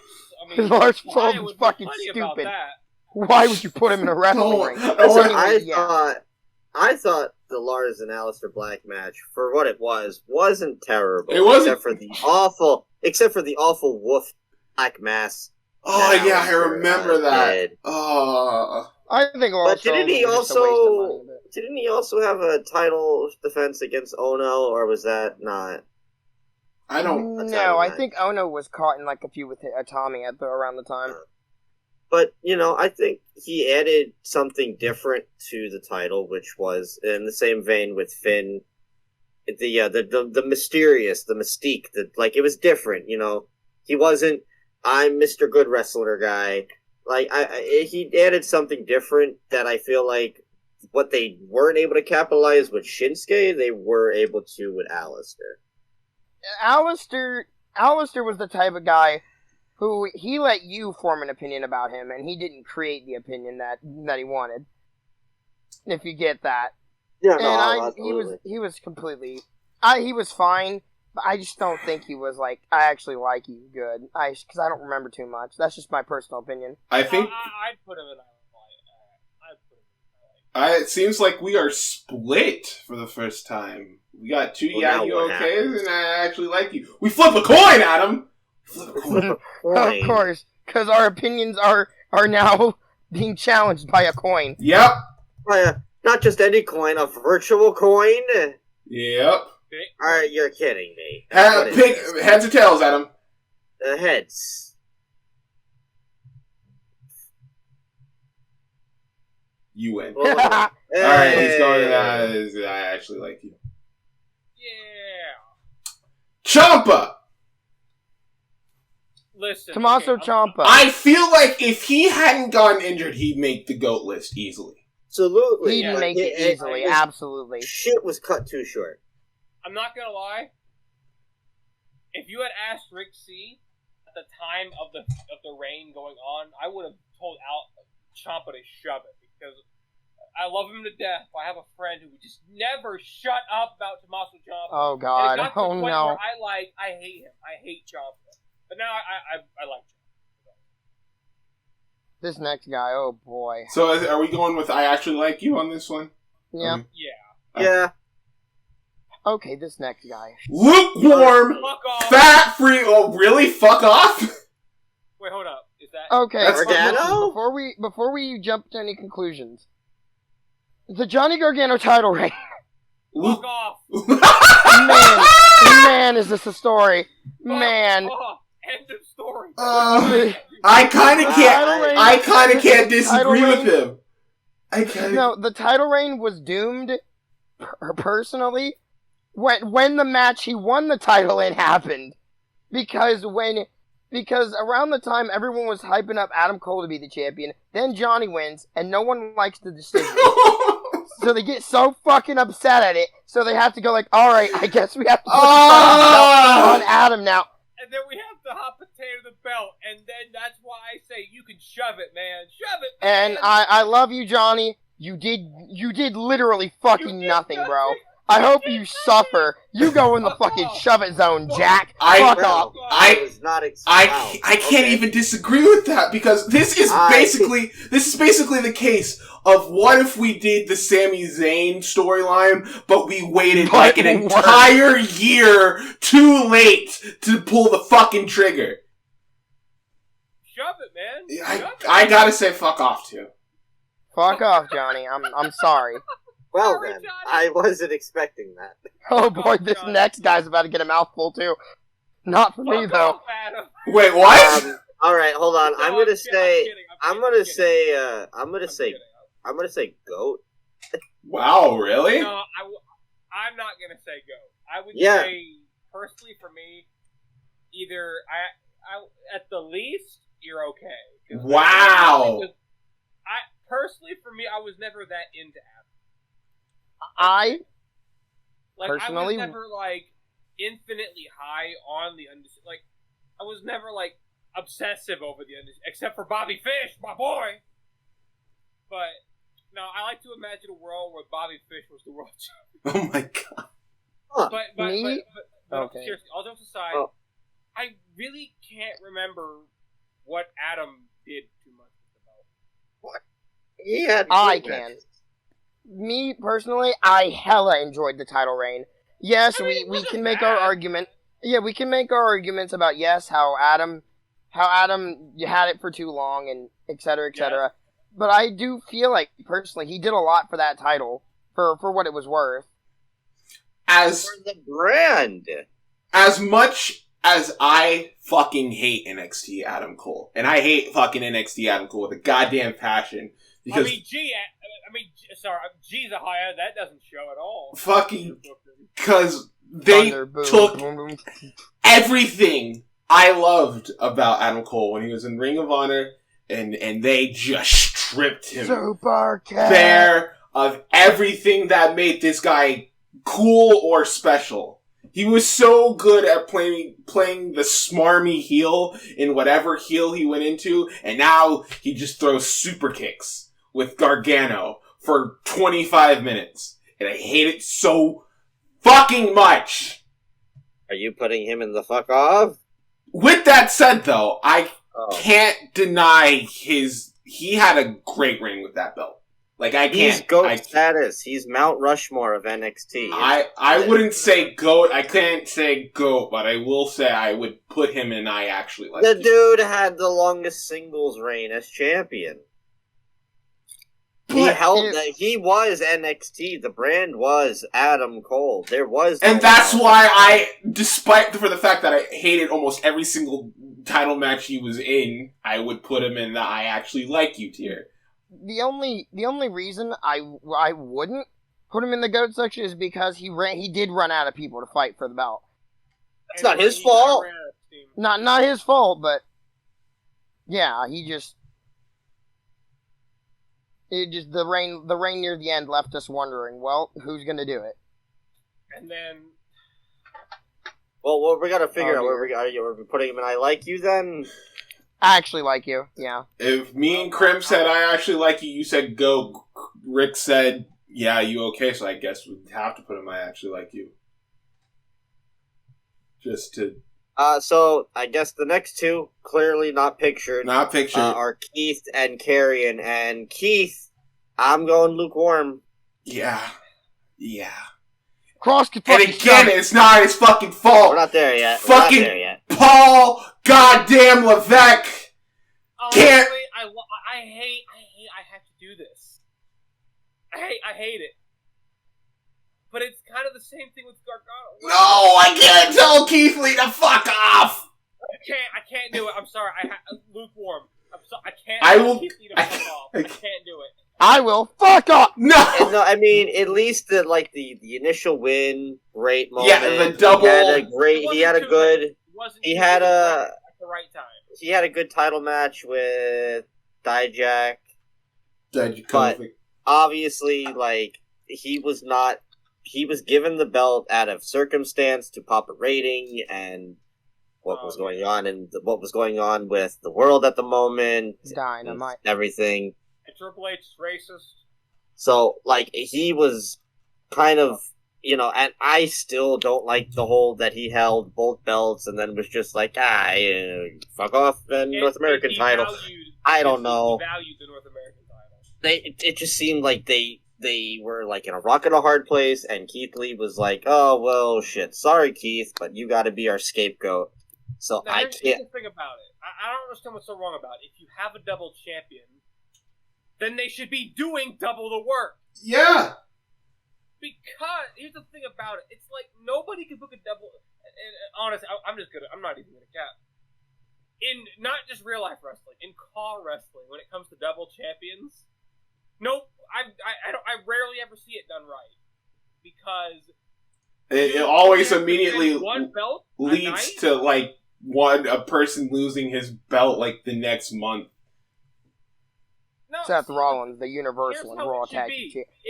Whether it's virtual or whether it's real life, if you have a double champion, they should be doing double the work. If you want that bragging right, if you want that accolade, you've got to work for it. You gotta work to be champion, and you gotta work double time to be double champion. Gotta break. And this is off topic, but just because since this just goes with the conversation, it's why I didn't vibe with Aaron Yeager's HCW title reign. I'll just say that. No, you're perfectly fine for saying that, honestly. Yeah, but that's a conversation for another day. Personally, it didn't feel like he did any of the work that was befitting of a double champion, and that's how it is sometimes. So, lukewarm, I guess? Probably, lukewarm. Okay, so before everybody freaks out, I'm going to go with, you okay? Because I like Cross, I just don't think he fits in NXT. Now you guys can all go freak out. Talk shit about Cross. Milk, baby, Cross, you are the definition of a basic bitch. Get the fuck off my TV screen. I never want to fucking see you again. Okay, now here's my question. Were you ever a fan of Cross? Not really. No, I was not. Okay. If Cross were to have debuted on the main roster, would you have been a fan of Cross? I hate him even more. Okay, well, all right. Well, I am a man on an island of his own. Boring. Okay, hold up. I'm a man on an island of his own, so have fun. Because here's the thing. Okay, let me just say this. If People knew how to keep their mouths shut on social media. But Seth Rollins is guilty of this too. That's what ruined a lot of his push. He wouldn't shut up.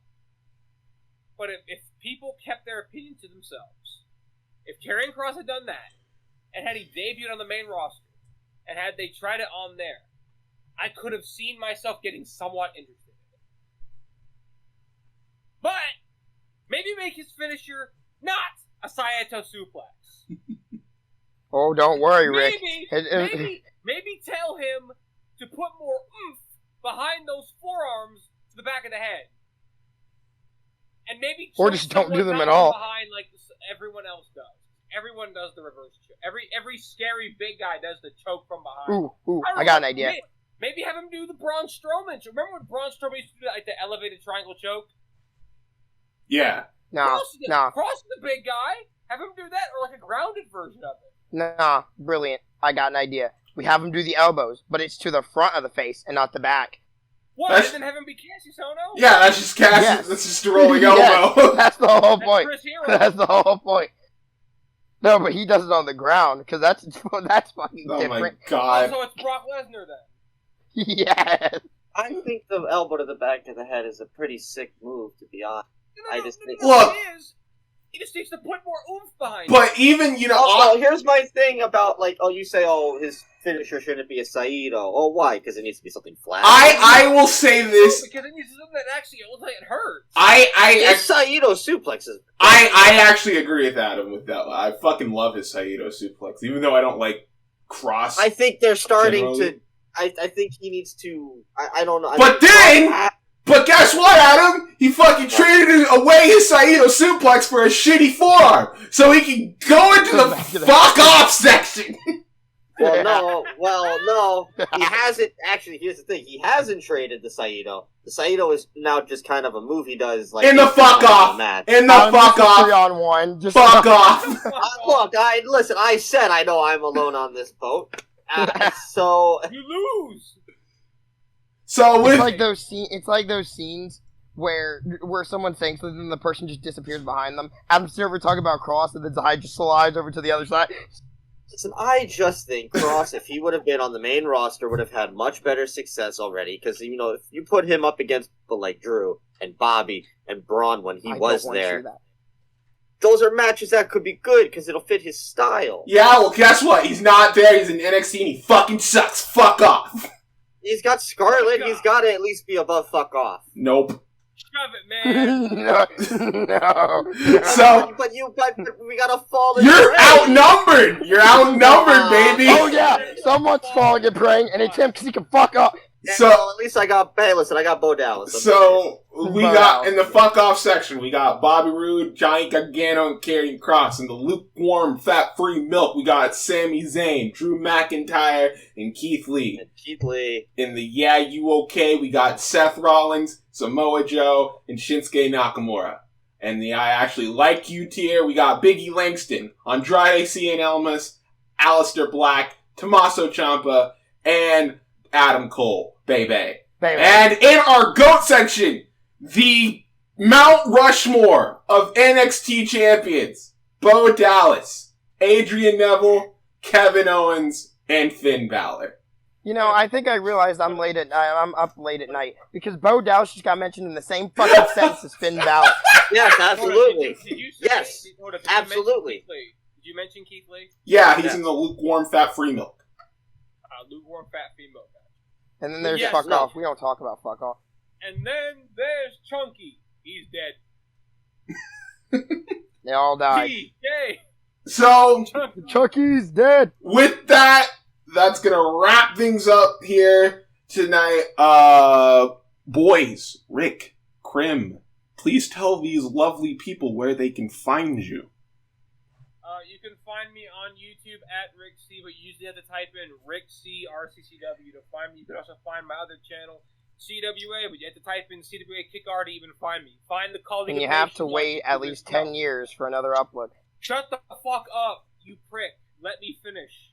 You can find me on Twitter at, I think it's... At the GOAT Rick C211. You don't know your Twitter handle! The GOAT Rick C211, there you go. And if it's wrong, then I'll hit you with a brick. He's looking it up. Fill the dead air. Look up his own Twitter. Fill the dead air. Adam! Yeah, before I go, I wasn't able to talk about TOS, but don't you fret. I'll be back July the 3rd, and I don't know, that's a Saturday, so that podcast week, so that's about 3 weeks from now, live, review of the upcoming JCW VXS double event, in which VXS will be headlined by Jordan Oliver and Davey Richards. Yeah, my boy J.O. My boy Davey. Actually, I shouldn't say that. I shouldn't say that. People don't like Davey Richards. Well, with that, let me say here. You can find me on my YouTube channel, Crim Rocker. You don't have to type in anything special. Literally, just type in my fucking name and you'll find me. I also have my own leagues on Wattpad, at Real Crimar. Please go follow them. I'm so lonely. Read his story, Shining Glaciers. He's really proud of that. I'm very proud of that. It's a really good read, actually. I would highly recommend you give it a read. I put in a shit ton of fucking effort, and I really like that people will enjoy it. And, you can also find me leeching off of Rick every 10 seconds. Never forget that as well. No kidding. Exactly. And yeah, that's all I can say. Colleague Nations YouTube. Check that out. Yeah, please do. Colleague Nations. You see all the Klon boys as well as more. Yeah. By Chad Andrews' ranch, of course. Do. By his ranch. The Colleague of Nations, where you can see other people who've been on the show, like More Money, and probably some other guests from the Klon might be on the show soon. Who knows? We're still going down the list, people. And, I think that's good. And tune in for this Sunday, as we're going to try our first live I don't know if it's going to go up Sunday. It might go up Monday, though. Well, it's going to be separate from... it'll be separate from the regular podcast. You're going to get our Hell in a Cell review, however long that is. Hope it's like 5 minutes. No! Absolutely fucking not! Literally, all Adam has to do is say, it fucking sucks, and move on. Who knows? Maybe I get surprised. In-depth detail of every single thing that happens on this Hell in a Cell show, you will find on our review of Hell in a Cell. Don't be late. Watch it. Adam's gonna love it. Slowly melt. And with that, that's going to wrap us up here. I have been, of course, Simply Zaya. That has been Rick C. That has been Crim Rocker. Also, go check out Jacob Baker. He's the voice of SCA, which you can watch on the JM Factor on YouTube. Also, you can hear his voice on Madhouse Entertainment, where he does Nudon and CMC and Fandom and all the other shows. And this has been Adam Jackpot. He does all the other shows that I just mentioned, and give us a subscribe, give us a like, do all that fun stuff, and do it. Support this channel because we really like doing this, and we really like seeing people interact with this. If you don't, I'll stab you in the hospital. We're gonna move forward. More episodes coming. Nothing's gonna stop us now. Mannequin, 1987, Kim Control. None of these are making any sense. All right, I'm ending this episode now. Bye, everybody. End it. And we can build this bridge together.